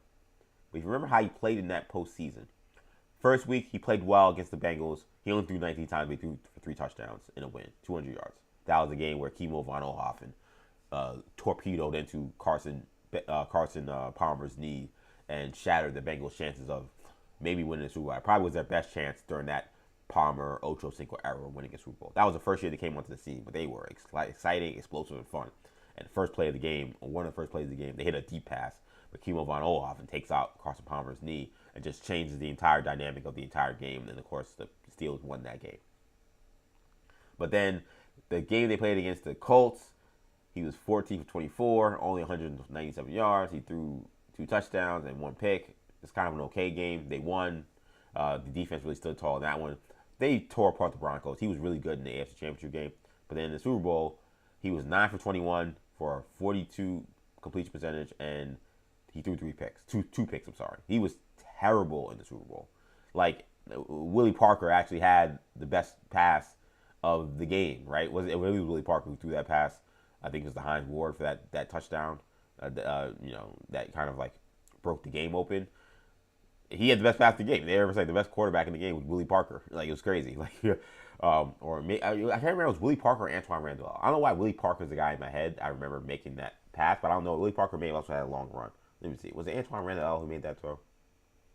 Nah, it's not. I'm gonna go crazy until I actually know who threw that pass. It was. Sorry, my bad. It was Antoine Randall who threw that pass. So yeah, Antoine Randall. Willie Parker, I think, had a long run in that game. So Antoine Randall, who actually was a former quarterback at Indiana. This was not when this was Kurt Cinetti's Indiana. This was like Indiana on down times, but they had this electric quarterback, Antoine Randall, who eventually became a wide receiver in the NFL. They called a reverse pass to Hines Ward for a deep touchdown that really was one of the key plays in that game. They were like, Antoine Randall is the best quarterback on the field. He made the best pass of the game. So I say that to say, like, Ben Roethlisberger, he doesn't get a lot of credit for that postseason run, the first one he won, because they kind of won in spite of him in 2 of the games. Like, he kind of was okay against the Colts. He was terrible in the Super Bowl. But other guys stepped up to help them win those games. This kind of feels the same way with Drake May to me, where you say first game he was terrible. Second game he was a little better, but he still turned the ball over a ton. And then last week it was a snowstorm. First half wasn't that great at all either, but it was a snowstorm. So we haven't really seen him step up. Now, with Ben Roethlisberger, he was able to go to the Super Bowl and play another terrible game, ironically, against the Seahawks and win. It's very ironic, right, that you're talking about an AFC Championship game against Denver and then playing the Seattle Seahawks. But his run this postseason kind of reminds me of that Ben Roethlisberger run, where we kind of think about it and we don't really think of Ben anymore because so much of the conversation was like, he's not actually playing that good. Again, he played really good against the Broncos. They blew out the Broncos. That's the only difference in this.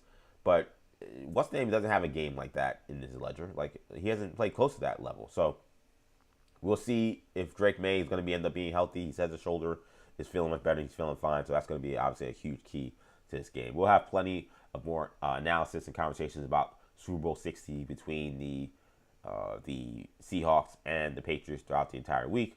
But also staying on the NFL.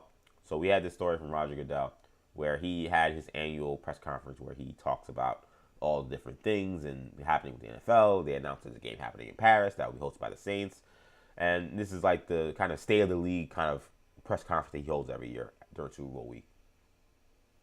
During this year's presser, obviously the conversation centered around diversity in the head coaching cycle, because we just had a coaching cycle where we had 10 openings, one minority hired in Robert Saleh. We had 0 black head coaches hired, which has led people to question whether, once again, the Rooney Rule is doing what it's supposed to do, which is to promote diversity. So, for a real quick thing, if you don't know what the Rooney Rule is, it's been instituted at this point now, probably it's been more than 20 years, 22, 23 years now. This is the 23rd year of the Rooney Rule. It was adopted in 2003. The rule is pretty simple, and it's been evolved in different variations since it was inception, but the rule is it requires every team that has a head coaching opening to interview at least 2 minority candidates. And that just doesn't go for head coaching jobs. That also goes for coordinator jobs and general manager jobs. 2 minority candidates have to be interviewed in person for those roles. So what was happening at the time was, and the infamous one that, it sticks with a lot of folks, sticks with a lot of black folks, particularly, is when Matt Millen, I forgot who he was hiring. I think it was Steve Mariucci. I'm pretty sure it was Steve Mariucci. Where they had a job opening with the Lions. He was running the Lions. He's one of the worst general managers in the history of the NFL. And they fired their coach, and he didn't interview anybody. He just hired Steve Mariucci. He did one interview with Mariucci and then just hired him. And I'm like 65, 70% sure that's the case. That's the guy I'm talking about. I know Matt Millen was the guy that was talking about this. I'm not sure. Again, the characters, I'm not 100% sure. I'm like 75% sure it was Mariucci.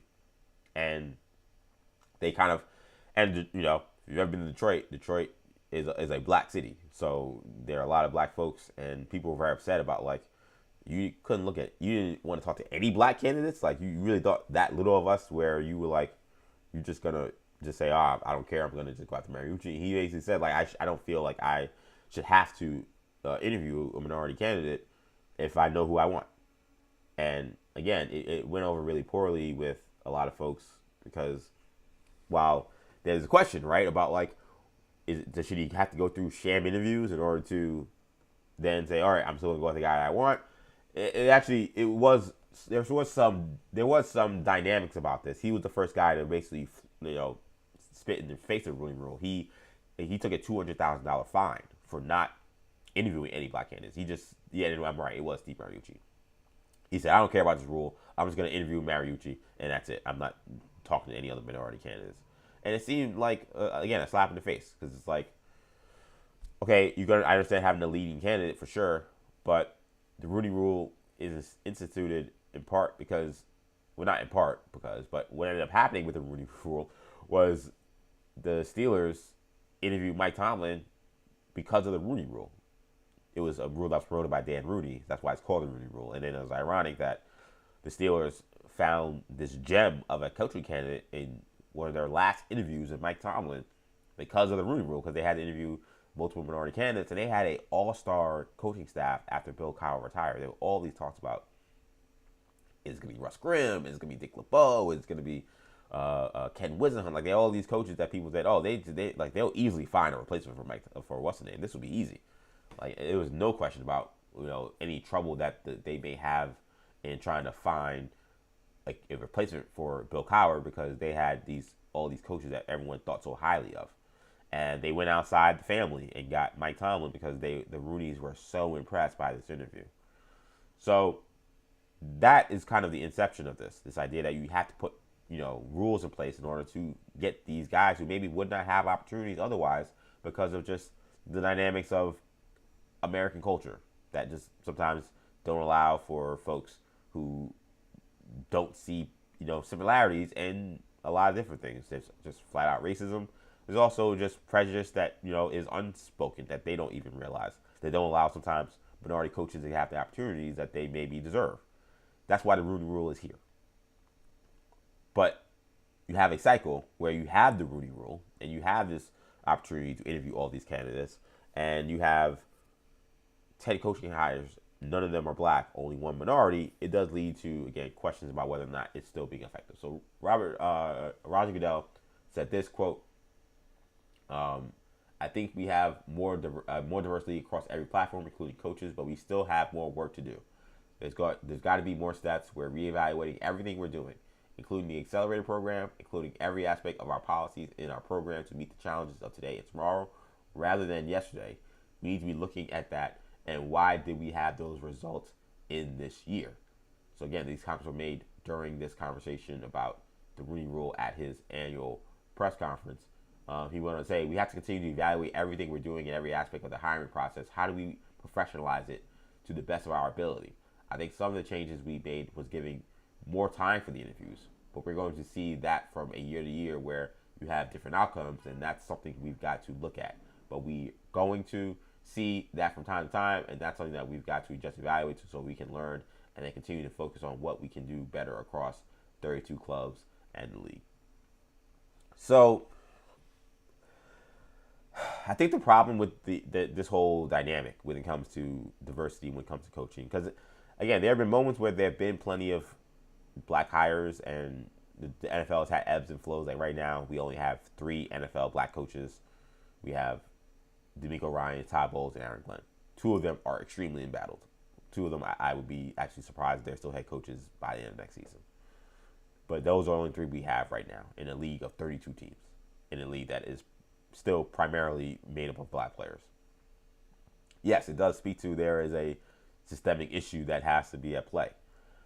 I just don't know if the Rooney Rule and adjusting it or fixing it is going to be the symptom or the cure for what is the disease of what is systemic racism. That I don't know if saying, okay, well now you got to interview 4 minority candidates or 3 minority candidates. Like the reality is these prejudices that exist and these systems that are in place, and it's not to say that each situation where a black head coach wasn't hired is that there was racism.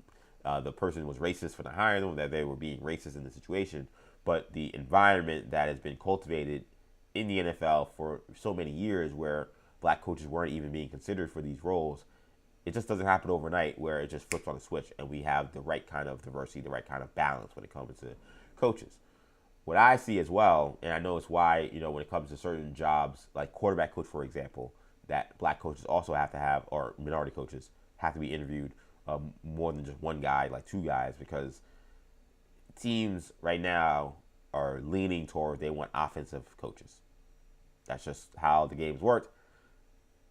I think the data mostly seems to show that offensive coaches have the most success, but I think that's skittish data because, again, I'm watching the Super Bowl.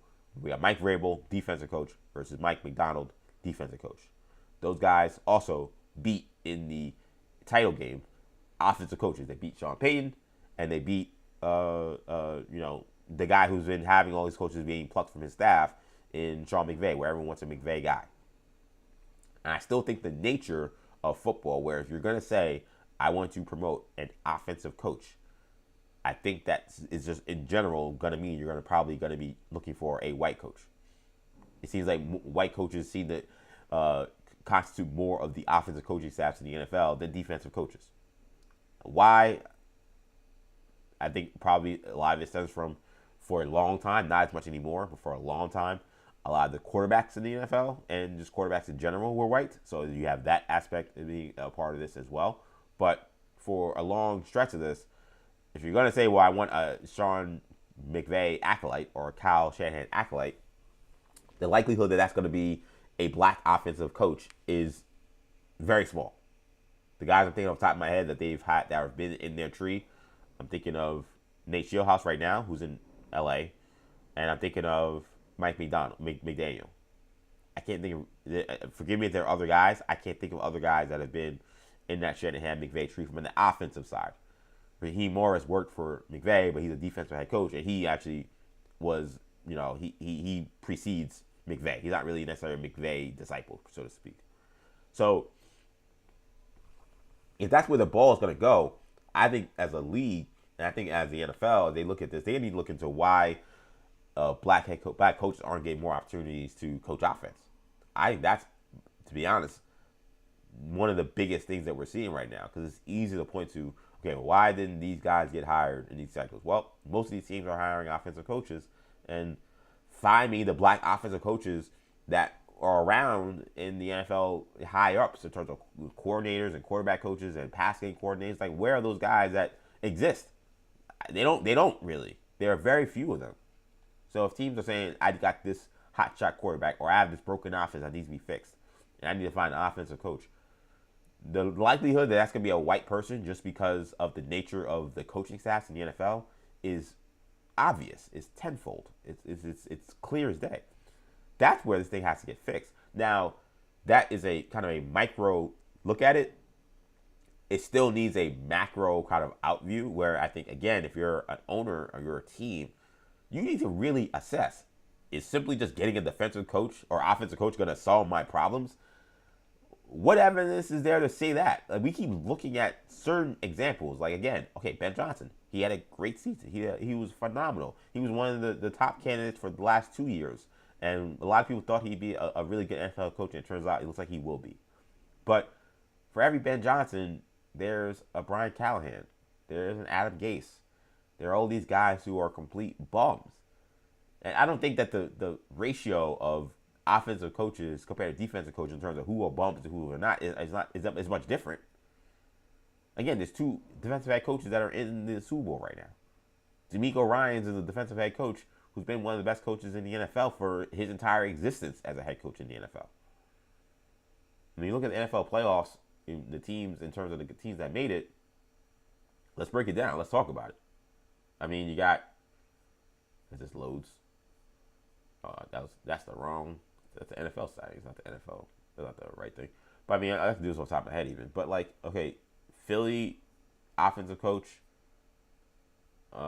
Chicago offensive coach, Green Bay offensive coach, Carolina offensive coach, Seattle defensive coach, LA offensive coach, and then San Francisco offensive coach.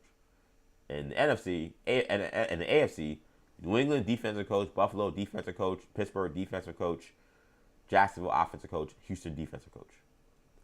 So you look at it, it's ironic. Like, the NFC has all these offensive coaches that were advanced into the playoffs, but then the AFC, it was mostly defensive coaches that have advanced into the playoffs. So that, I think, is a question to be asked. And I think I don't walk around as someone who's a cynic, but I do think that it's fair to also question, like, yeah, okay, you want a quote unquote offensive coach, but is that also becoming code for something else when we see the fact that no black coaches get hired? I think they need to, that needs to be discussed. Because I've had this argument with folks. I've had the argument on Maggie and Perloff's show, where it's been the idea that if you hire, like, you need to get an offensive coach in order to win a Super Bowl. And I just think that I just fundamentally don't agree with that.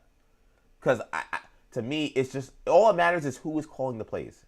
If the head coach is not calling the plays, it doesn't really matter if he's an offensive head coach or not. And to me, it's who are the top young coordinators I can get hooked up with that I can develop. And then, okay, maybe they eventually leave my team to get a job. I need to find those guys. I don't need to find Sean McVay. I need to find, Clint Kubiak. That's what I need to find. Not Clint Kubiak, who's to be a head coach. I mean, Clint Kubiak, the offensive coordinator. I need to find the guys that are on the next level of guys. You can hire a strong-minded defensive coach, and those guys seem to be, there's a better chance they're going to be black than the other coaches. I can hire those guys and still get a good offensive coordinator. There's no reason why I can't find a hotshot offensive guy. But when you say as a head coach, defensive guys don't work, I got to get an offensive guy in order to win. I'm watching 2 teams that had to go through rebuilds. And they were different. 2 entirely different rebuilds. Patriots completely tore it down to the studs and then brought it back up with a defensive coach. And they did it 2 defensive coaches. Last year they had Gerard Mayo. This year, Seahawks, different. They didn't tear down completely the studs. It was a slow kind of build. But still, hired a defensive coach, Mike McDonald. They're in the Super Bowl. Now, these are two white coaches, obviously. And Mike Vrabel got his job because they fired a black coach. I understand that. And we can get into, like, black coaches don't get as much time. And those guys seem to have short ends of the stick. They seem to take the worst jobs. And those jobs tend to have shorter leashes. And then they don't get a lot of opportunity. I understand that completely. And that's a conversation as well. But if we stick to the aspect of, if you look at the guys that are being hired and the impetus that we see, not just from these teams, but you also hear it in the media all the time. They just don't like a hire because of defensive hire. Oh, I don't like it. Oh, the defensive hire. I don't like it. I don't like it. Give me an offensive guy. But again, I can give you as many of these other coaches who were offensive coaches that had terrible years this year. Brian Callahan's one of the worst head coaches I've ever seen. Like, truly horrendous. Kevin Stefanski got fired. Zach Taylor is on his last legs. Want to go to the NFC?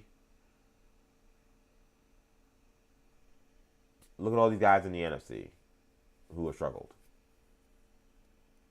Like, I don't look at this and say it's an offensive guy, defensive guy thing, but I think that's how the NFL looks at it. And at its core, it becomes a black and white thing. Because if black coaches aren't getting an opportunity to come up through the offensive coaching staff, that creates the system that you have. It kind of reminds me of, like, when we talked about the black quarterback, in the history of the black quarterback. And black quarterbacks coming up years and years ago. Not recently, but we're talking about, 60s, 70s, 80s, 90s even. It was that long ago. Even early 2000s. Where you have a young guy who's a black guy playing quarterback, and it's like, oh, okay, you're a good athlete. We think it's best for you to go to wide receiver. We think it's best for you play DB. We think it's best for you to do running back. Your future is not in quarterback. You're too small. You're too this or that or whatever. Those guys don't get the opportunity to actually develop and improve their skills. And that's how you end up having so many former black quarterbacks, like Antoine Randall, having to play other positions. I'm starting to feel and wonder if that's also happening with the coaches too. Where it's like, oh no, the assistant quarterback coach, the offensive quality control coach job, oh, that offensive, we'll let you coach the receivers. We'll let you maybe coach the tight ends. Maybe you can coach the running backs. Oh no, but the position, like, we all, where's my drop for, what's the name? Malik Wright, everybody knows the quarterback. We know everybody knows the quarterback, but again, find me all the black quarterback coaches around the NFL. They don't exist. There are not many of them. And we know the shot to the moon in terms of how to get the attention of NFL owners who want high-power passing offenses is to show that you can develop a high-power passing offense. If you're a running backs coach, or you're a tight ends coach, even if you're a receivers coach, and those guys probably should get more love. You're not going to get the same kind of attention as the guy that's the pass game coordinator, or the quarterback coach, or the quality control coach. Like, those guys who actually involve the passing game, those guys get a lot of attention. Those guys get the interviews. Those guys get the eyeballs. So it creates a position where if those guys are all white, then what do you think is going to happen? What do you think is going to happen? When someone's like these black coaches, they tell them, hey, you know what? You go coach some defense.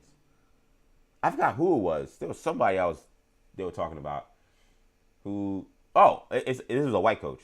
So it's a different example. But, like, I didn't realize that, like, Corey Heatherman, the defensive coordinator from Miami, he used to be a quarterback. And now, again, it's a different example because, of course, he's a white man. But he was like a high school or even college quarterback. And he went to the staff and was expecting to, like, I want to coach offense because I played quarterback. And they were like, go learn linebackers, buddy. Like, they ended up having him coach defense. And this was like the very early beginnings of his career. But he loved it so much and he embraced it so much, he was able to rise up through the ranks as a defensive coordinator. Of course, he was phenomenal as Miami's defensive coordinator this year, completely turned around their defense. And again, that's the example. That's the story for a lot of different coaches that have to change things. And that's the thing about this conversation, is that what I hate and what's tough when you have to try to have these conversations and you try to talk about diversity and biases and things, and is that folks who kind of skin crawl when they hear it, they get so defensive and they get so like, oh, what are you assuming or what are you suggesting? Like the when you talk about the fact that racism exists or that bias exists or that lack of diversity exists and how it's problematic, it automatically becomes, well, you're accusing me of something that is evil and whatever, and like they don't even want to embrace it because they want to embrace that, you know, this is not the problem this is not the problem that you think it is. It's not what it was in the 60s or 50s or in slavery or wherever. And it's becomes very frustrating because it's like, forget about what the implication is of how you feel about what I am saying. I'm talking about the reality of how we are getting to this point, how we got here. And if we can address those, yes, we still eventually have to address the nastiness of it and the dirtiness of it and the sickness of it. But if we can get to at least acknowledging and recognizing, okay, these are the little things that we got to look at and say, how do we fix this? How do we get these other guys some opportunities in spots that maybe they're not getting, which is not allowing them to become head coaches? Then we might not even have to get so deep into the nastiness of why black head coaches aren't getting this opportunity.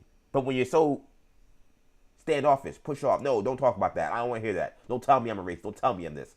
When you do that, we go nowhere, which I think is also the reality. Is some people don't want to go anywhere. They want this problem to persist. They don't want to have these issues resolved. So that's just, they want it this way. So some of this is also a grifting game that's happening. I'm fully aware. I'm not dumb. I'm dumping. But there are some folks who I think don't mean harm. They just like, oh, I keep hearing about racism and everything, and like you're so negative and you just want to divide. It's like, no, it's not about division. It's nothing about division. It's about fairness. What do I say with every show I do on the Fan? EJ just wants things to be fair. You can't tell me it's fair that there are 32 NFL jobs and there's only 3 black head coaches for a league that is predominantly black. You cannot tell me that it is fair that there are 10 openings for head coaching jobs. Only 1 goes to a minority in Robert Saleh, who's a former head coach. No black coaches get hired. You can't tell me that's fair. It's not. You know it's not.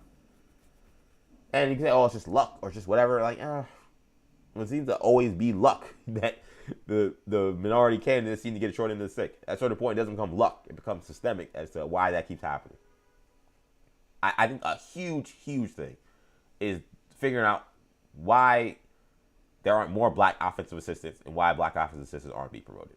That, I think, in terms of, if I had to point to one thing right now, in terms of just the mode of where people are today and why, and the trends of coaching hires, that would be it.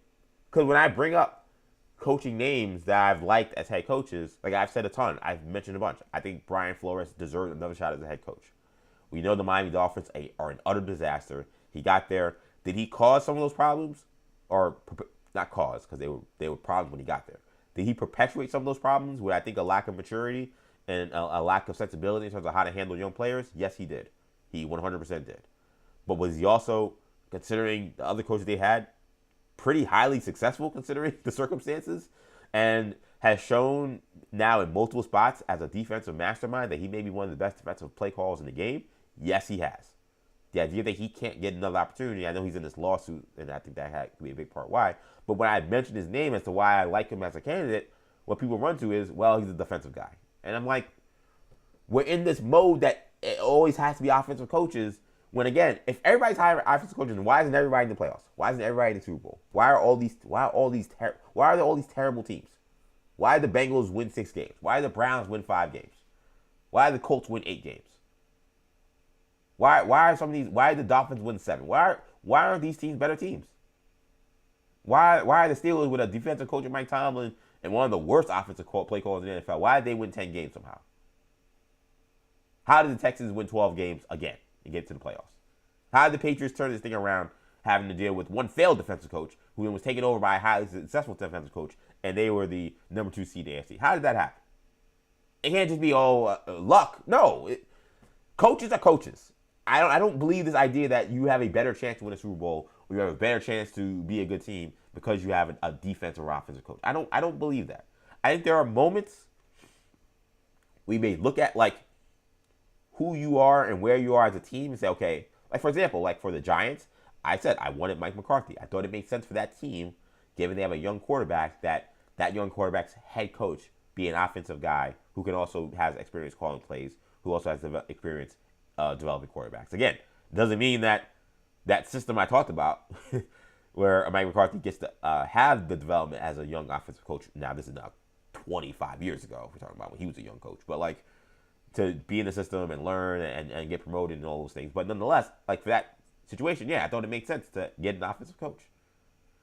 But it doesn't mean that it was 100% the right decision. Again, the Patriots hire Mike Vrabel, they have a young quarterback in Drake May.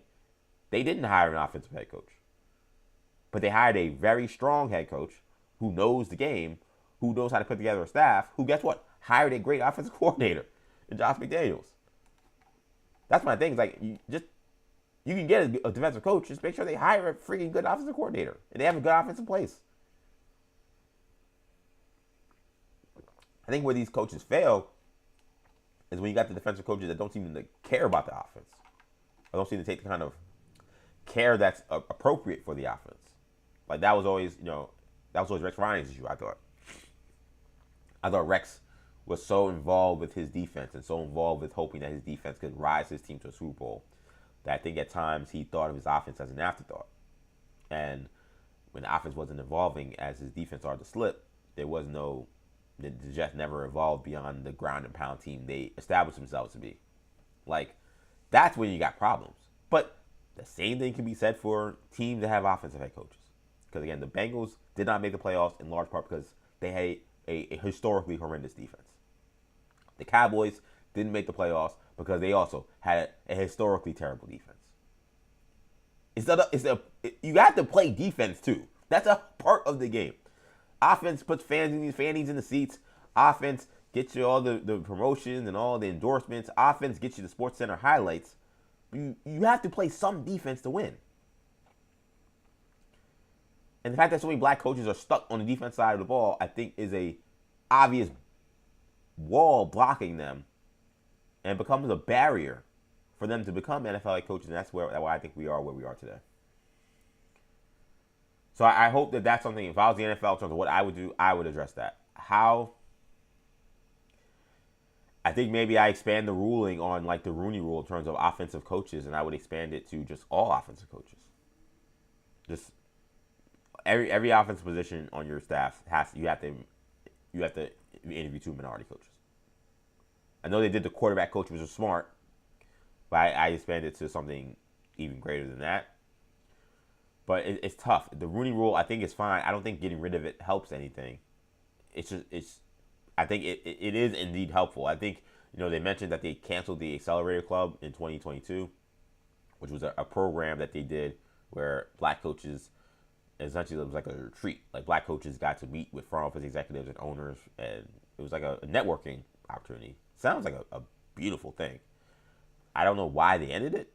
They canceled it randomly, and it kind of went away kind of quietly. And Goodell said, there was no like rhyme or reason really to canceling it. We had no problem bringing it back, but it's not like it's gone away forever. The plan was not for it to go away forever. That seems like a thing that was a smart thing, because we talk about, again, the circles these guys are in, and are you at the golf club? Are you shaking hands at the right country club, and all these kind of different things, and maybe because of your background, maybe because of your upbringing, maybe because of your personality, and the different sensibilities we have as different people in different cultures, maybe you're not getting in those circles, and perhaps they're not getting those opportunities. Now, I'm not in the NFL. I don't know if a young Ben Johnson is being invited to a country club, and that's why. I don't know why. But it could not even be that. It could simply be, like, again, just inherent biases where, like, these folks remind them of their sons, of their nephews, of their son-in-laws, of their brother-in-laws, of the people that they deal with on a regular basis. Because when you're a billionaire and you're of that class, outside of the black players you maybe deal with, and maybe your employees, or maybe they're it's not just NFL football staff, there's other staffers as well. And I don't know what the hiring practices are like for promotion staff and all those other people.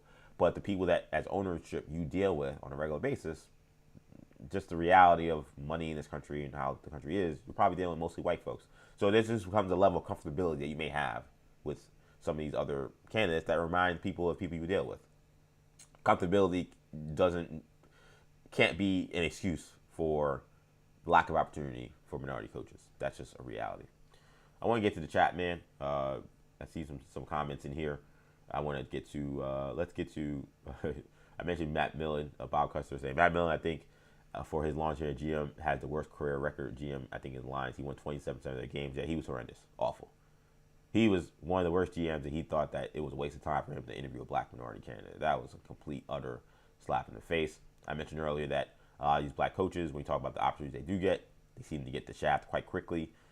Bob Custer also mentioning that look how fast Lovie Smith and Brian Flores got fired in the past. That's just the reality of And that's just statistically. That's not me making something up or saying, oh, I'm just saying something out of my ass. Like, no, statistically, black head coaches don't get the same amount of opportunities in terms of sticking with their job as white head coaches. Like, it was actually crazy to see, like, Raheem Morris, who we could argue he should have been fired. Like, the thing about these guys is oftentimes, like, yeah, like, their team's not doing well, so there's a reason to say, okay, they could be fired. But it just seems like it's always the black coach that gets put in that position where maybe there are other guys who have bad teams, like a Zach Taylor, for example. I know he went to a Super Bowl, but Zach Taylor is like, we'll keep you for another year. It was like, well, why did he keep his job? He had a miserable season. He had big expectations. But yeah, that's statistical, that black head coaches, by average, have shorter tenures than white head coaches. And again, like I said, sometimes it's not even so much, that guy should have got a longer opportunity. A lot of times, again, those guys take terrible jobs. They take jobs that are dead on arrival. They take jobs that, because they don't get the opportunities at the high-end jobs. They don't get the opportunity to coach the Bills and coach some of these top teams. That aspect is something that is a reality. I really believe that. Also, we got here, again, Bob Kessler, he's been a man. He's been great in the chat. I'm just going to read some of these off. He said, EJ, have you heard the theory that the owners like a guy that they can play golf with, hang out with? I read that one of a few places. There are guys that you look at me, great coach, not a great buddy. I have heard that. And look, this is something that my guy Andrew Perloff has said, and I listen to what Maggie and Andrew tell me because, they're veterans in this game. They know the industry really well, and they've been great in terms of imparting their wisdom onto me. And, he said, like, you don't understand the addiction that is golf for professional athletes and people who work in sports. And I just don't. I've never golfed before. Spoiler alert, we've been talking about my bachelor party. We actually floated the idea of maybe trying to do some golf. Because of where we're going. I'm not telling you where that is because I don't want people to follow me and looking for me in that random weekend. But I also have a bad shoulder. So, like, I would be fine with trying to golf. I'm worried that I can get injured. So that's why I don't. People who play, LeBron, when we played this sound a couple of weeks ago about the genie busting, he was like, I don't care about what you're telling me. All I do is watch golf videos every day. Like, it seems like once you get hooked, you're addicted. And the reality is, like, there is a little bit of a two Americas thing that comes with golf in America. It is not a sport that predominantly black people play. They should. I don't know why not. Like, if you're older folk, you should get out there in the golf course. It seems like it's a lot of fun.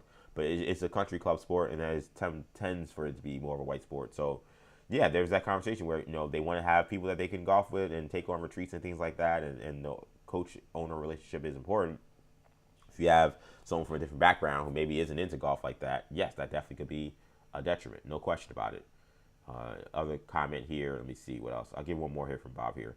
Said, yes, Jerry Curran wrote on the NFL racism replayers in Instant Replay, which was published in 1967. Former DC player Brig Owens, owner, would have made a really good NFL QB. He never got the opportunity. That's what I mentioned earlier, where I feel like what I'm seeing was a blockade for black quarterbacks in the NFL, which was young athletes who show potential at the quarterback position, maybe even have success at the quarterback position. Because of their athleticism and because of racism, they say, hey, buddy, go learn wide receiver. Or, hey, buddy, go learn safety. And when I hear this push that all these teams that have head coaching openings, they all should be looking for offensive head coaches because that is where it's exciting. That's where you can turn things around. That's where you can build a champion. And I look at offensive coaching staffs, and especially people that work with the quarterbacks and work with the passing game, and those folks are predominantly white, in part because of the what has happened on the player level, which again, we had all of these years where we were pushing only white quarterbacks in those positions.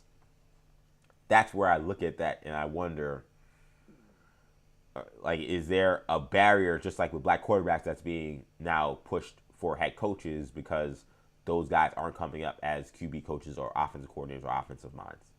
They're not part of the offensive strategy in a major way. And that's what all these owners, these front offices want. It's convenient to say, oh, well, we didn't hire this. Most of the coaches in the cycle were black. They were defensive coaches, and we all wanted offensive coaches. It's very convenient to say that. Why is it that all the coordinators and all the people that are calling plays offensively, all the guys that are part of that conversation, why are they all white? That should be the conversation, I think. So it's an interesting dialogue. I'm curious how the NFL handles it. My prediction is they won't. My prediction, I think they will tend to say, you know what, like, yeah, it's a bad problem, and yeah, we understand that we have work to do. We don't think the Rooney Rule is the reason why this is failing. I anticipate that's what they'll come down to in terms of what they decide and how they figure this thing out. That would suck, but I think is probably what I'll see. Maybe they'll bring back the accelerator program. Like, that seems like something that even Goodell was willing to give up. Say, yeah, we can bring that back. We can have a retreat where these coaches get to talk to some of these guys again. Because, this was bad. Like that to me was a silly situation to be in a spot where you're like, oh, we're gonna have a coaching cycle with 10 coaches, and you couldn't get one. You couldn't get one guy to come in and say, you know what, like, we need to get a black coach in here. You couldn't get one. You could only get one minority. That's a bad look. That's an embarrassing look for the NFL. It really is. Before we get out of here, man, I want to talk about WWE Raw last night, because we got some big news. So last night, and I thought it was a pretty good episode of Raw. We learned what will be definitely, at the very least, one of the main events of WrestleMania. I tend to think that this will end up being the night 2 main event. I think this is going to be the big show when it comes to what's going to happen with WrestleMania. Roman Reigns, of course, won the Royal Rumble. He is going to WrestleMania, and during a promo last night where he was kind of teasing the crowd of who he should face, should he choose Drew McIntyre, the WWE champion, or should he choose CM Punk, the World Heavyweight champion? It was very clear with that crowd in Philadelphia that they wanted CM Punk bad, and CM Punk's music hit, and all hell broke loose. And man, we had an absolute dandy of a promo battle between Roman Reigns and CM Punk. I want to play some sound for you because I didn't create sound ahead of the show. Apologies for that. You see more on top of that, but I want to play some of this promo so you can hear some of the back and forth. It was a brilliant promo battle between both of these gentlemen. So here's some of the clips I'll play, and I'll play it throughout so you can get a good feel for it in terms of what happened here. So CM Punk came out to the ring. He initially basically was like, dismissed Roman Reigns. Came out, was like, listen, Finn Balor, you've been talking a lot of ish. Like, I'm on to you. Like, I'm ready to take you out. Like, that fade is coming. And then walked away. And Roman Reigns was like, are you kidding me? Like, what just happened? Why are you walking away from me? Like, I'm the tribal chief. Like, what are you doing? So they end up having, again, a pretty intense back and forth. Let's see if I can get some sound here from some of the best of this promo. And this was Roman Reigns as things got heated towards the Let's get one thing straight. You're making all these towns because you took a 10-year vacation. I'd be trying to get it in as much as possible, too. And the second thing, I learned from you. I learned from you. The only thing I learned from you is what not to do. Let's get one thing straight here, Phil. You wouldn't be here without me. 2 years ago, or whatever that was, when they wanted to sign you back, who'd you think they came to? Who'd they ask if it was all good? Me. I made the promise to Paul, and I kept it. And I did the best I could, I really did. But I will never forget 10 years ago or so when you go on your little best friend's podcast, running your mouth, making my life harder than it ever should have been. And then I let you back here, and what do? You screw me. You take my wise man, you try to brainwash my cousins, and you almost brainwashed me. I mean, damn. And that started, and I know, like, again, I don't have the full clips like the way I would want to, so I apologize for not having some of the CM Punk returns on Turn Fire or the earlier Punk stuff. But Punk, his promo was essentially this idea that, like, you've learned a lot from me, bro.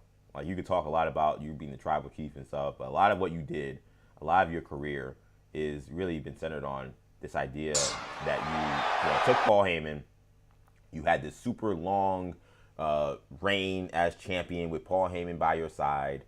I brought you into the WWE because the Shield was essentially a physical arm of security for CM Punk and Paul Heyman, and you've taken the ball and you've run with it. So you should be thankful that I'm somebody that really laid the groundwork for what became the Tribal Chief. It is a pretty good, it's a pretty good lane to approach in terms of how they approach it. Here was some of CM Punk, so you can hear some of what he had to say.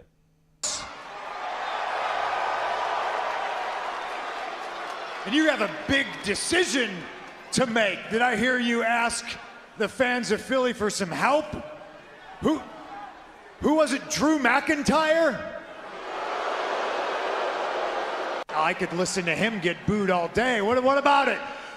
WrestleMania, Las Vegas, Roman Reigns versus Drew McIntyre.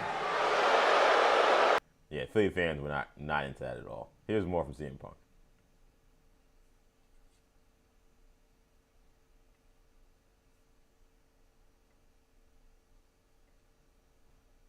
Nah, I have no audio. I don't know why that is.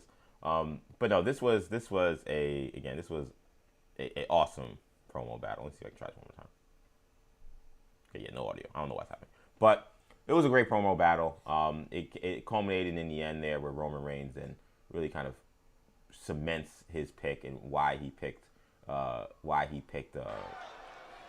picking CM Punk. And I'll play that towards the end. E-bros or something stupid. You almost brainwashed me. Because at War Games, I shook your hand like a man. What we say, Z-bros or some stupid shit like that, huh? Nah, I shake your hand, I look at you like a man, and what do? You mock me in my back when we're walking up the ramp like I'm some little young boy. Well, guess what? I made my choice. I could pick you because you're the biggest star available. I could, yeah. I could pick you because you're on Netflix and you're on the best show. I could. But no, I'm picking you because I hate you. I've always hated you. And WrestleMania is going to be the best day of my life because in the main event, you will acknowledge me. Mic drop.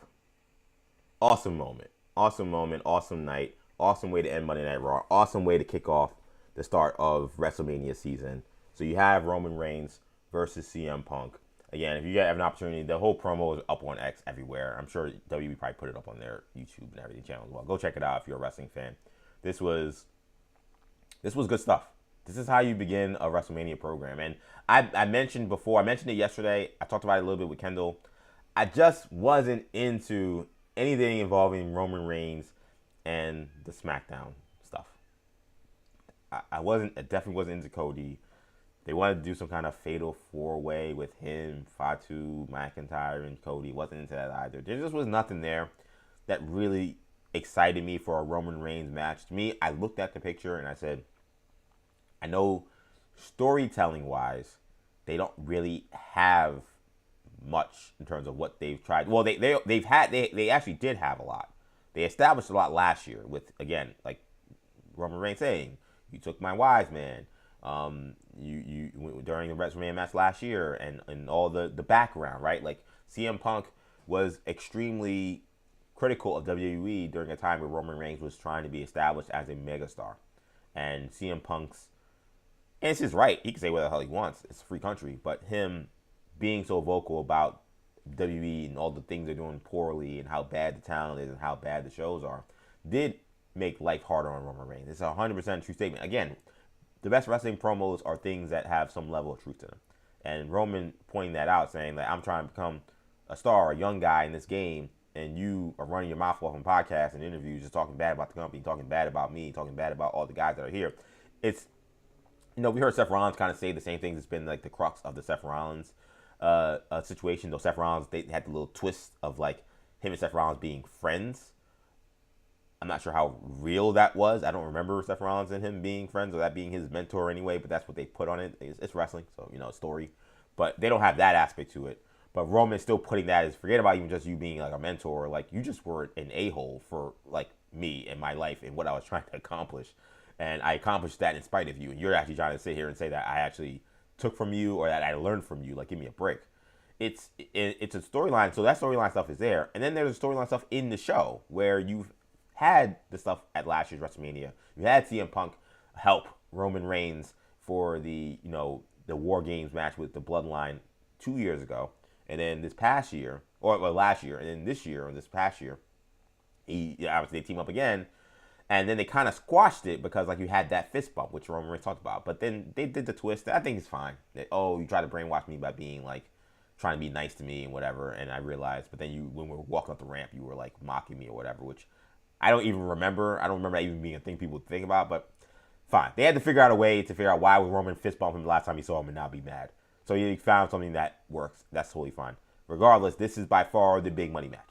This is the match that if you were going to have anybody win the Royal Rumble, and if it's going to be Roman, what's the match that I think brings the most eyeballs, brings the most attention, brings the most excitement? All three. Because could Cody Rhodes and Roman still be a mega main event that creates a lot of buzz? Yeah, it can.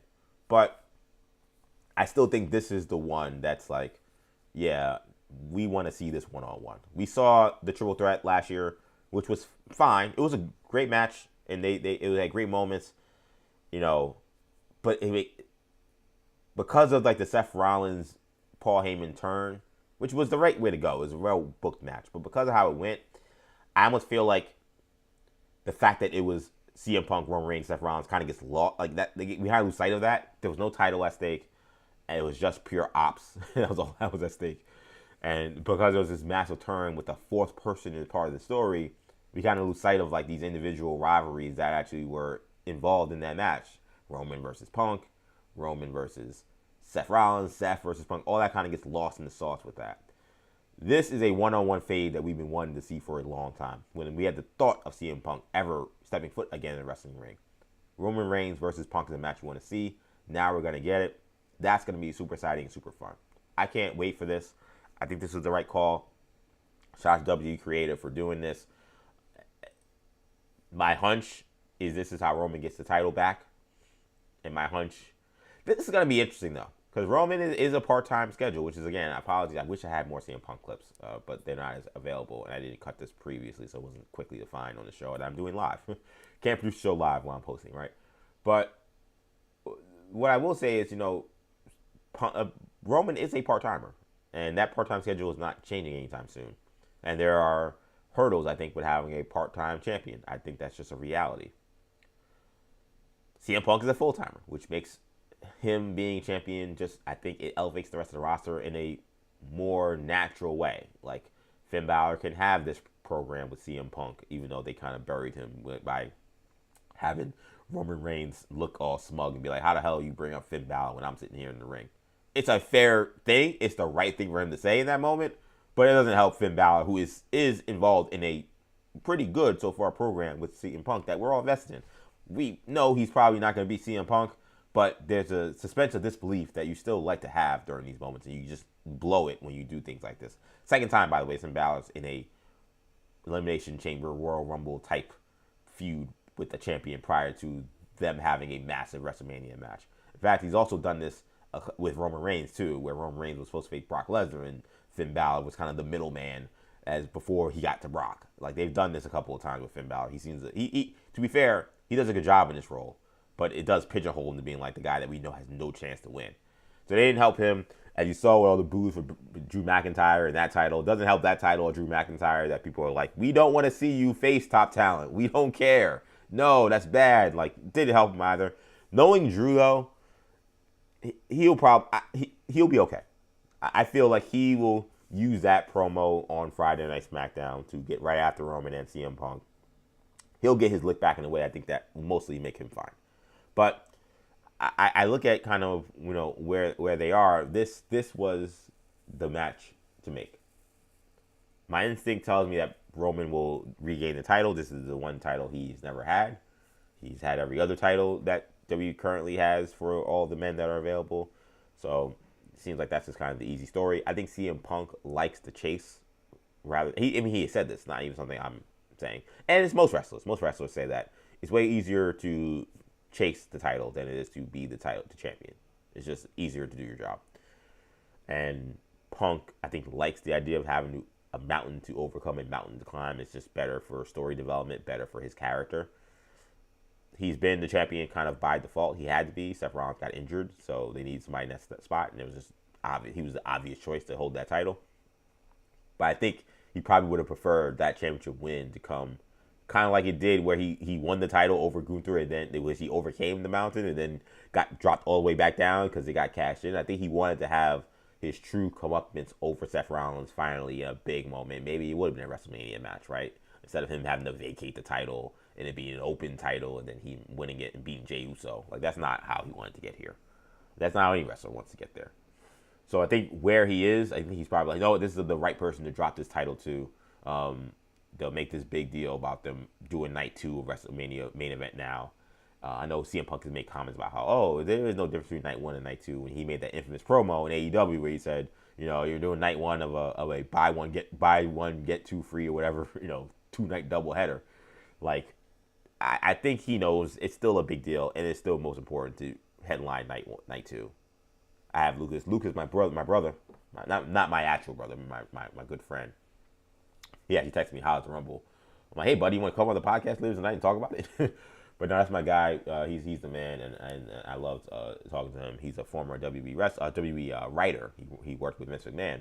And he says it is 2 nights, but we even in the company they know night 2 is the true main event. CM Punk's not going to get that moment where he gets the night 2 main event that he deserves. He's up against Roman Reigns. I think Roman's probably the guy you get the title to. You have this run with Netflix and him on Raw, even if it's part-time, where he is the champion. He's the kind of talent, and CM Punk's kind of talent, where you can build this program for a year. You can have him do a rematch again at the next WrestleMania, or you could have this thing settled by SummerSlam. Maybe you get the title back to Punk. But I can't wait for this. People have been talking about who won this first promo battle, and they say Roman Reigns. Roman Reigns was written to kind of win the battle because he was written to have the last word. So now, it doesn't mean that still you got to deliver it correctly. You still got to have the right emotion. You still got to execute it. So he was written to win, but I also think his delivery and his points and how it was put together, he also did win. I think that his promo was phenomenal. Roman's growth I don't think he gets spoken enough.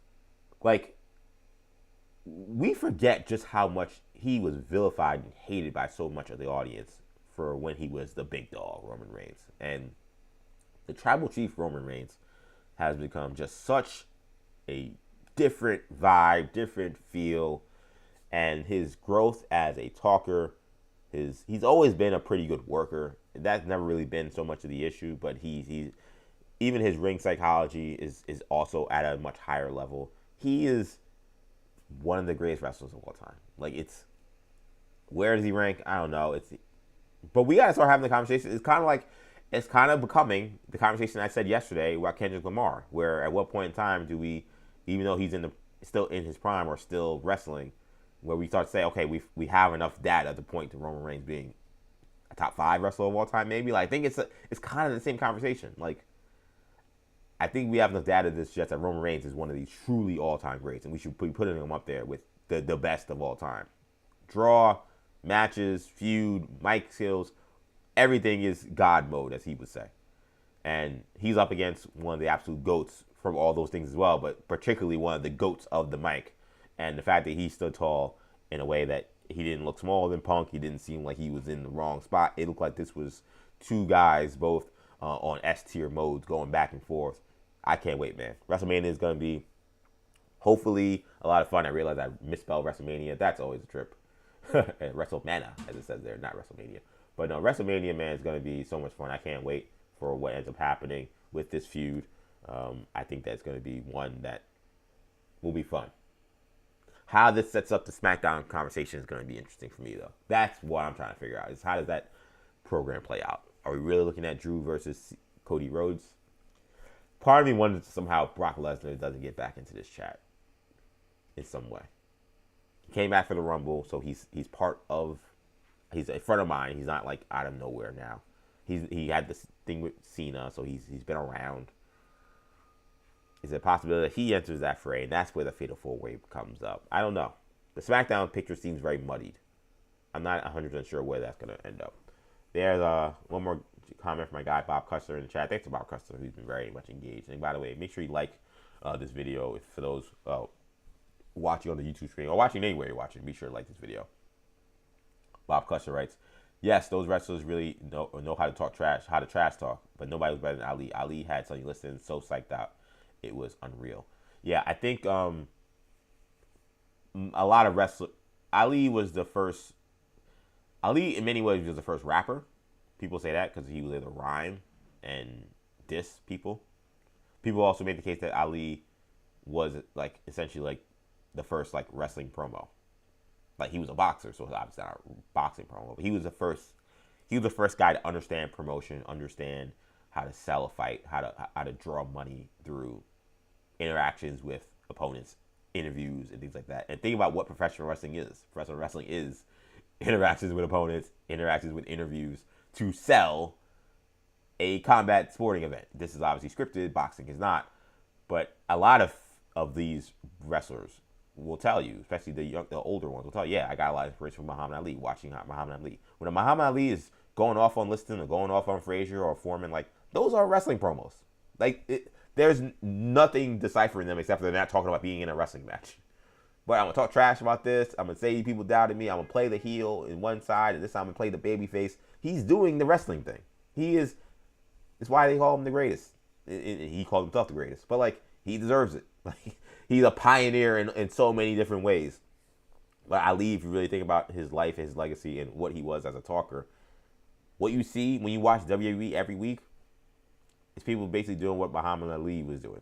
And wrestling, obviously, precedes Muhammad Ali. But I think in the modern form of what you see when you come to wrestling promos, it's all Ali. Ali is again, the reason why he's the greatest, man. But that's going to be a good place to leave it. I want to thank you guys so much for checking out this edition of 48s and 49s. Of course, we're streaming live on X. Be sure you follow me on X, EJ_Stewart. Be sure you also follow me on Instagram, where we're also streaming live, Action EJ as well. Obviously, of course, we're streaming live on YouTube, New Generation Media. If you're watching on YouTube, New Generation Media, do me a favor. One favor. Or maybe two. Maybe three. One favor, definitely subscribe to the channel. Also, another favor, like this video if you like this video. Even if you don't like the video. Like the video if you want to just support me and give me a nice little shout out. If you say, oh, EJ, you can do a little better, it wasn't that great. But I'll like it anyway because I want to support you. Whatever your reasoning be, give me a like, that helps. Also, obviously, comment in the comment section, right? Get some word on what's going on with what you're feeling about what's happening in the world of sports, what's happening with the stuff talking about, Wrestlemania, Super Bowl, anything. Get in the comment section. Maybe even after the video posted, just say, hey, love the video. It was great. See you tomorrow. See you later. That helps as well. So if you can engage by subscribing to the channel, liking the video, comment in the comment section, all that is a great, great help to us. Of course, like I said, every episode gets podcasted on the audio channels that we have in store. So we have plenty. We got, we only have one, sorry.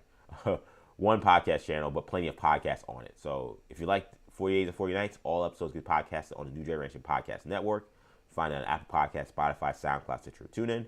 That is also where you can find all our other podcasts with New Generation Media. So if you like Hero Talk, you like Sports Talk, you like Imperial Broadcast, which is our Star Wars podcast. If you like the Off Script podcast, I mentioned my guy Lucas Goldman texted me literally as I don't know if he was, I can't imagine he was actually listening or watching the show. But he's asking me about the Royal Rumble while I'm talking about this. I'm like, are you watching the show? I'm talking about it right now. But we do a wrestling podcast, Off Script. All of that comes together. All of that is all on one channel for the audio channel. New Generation Podcast Network is where you'll find that show.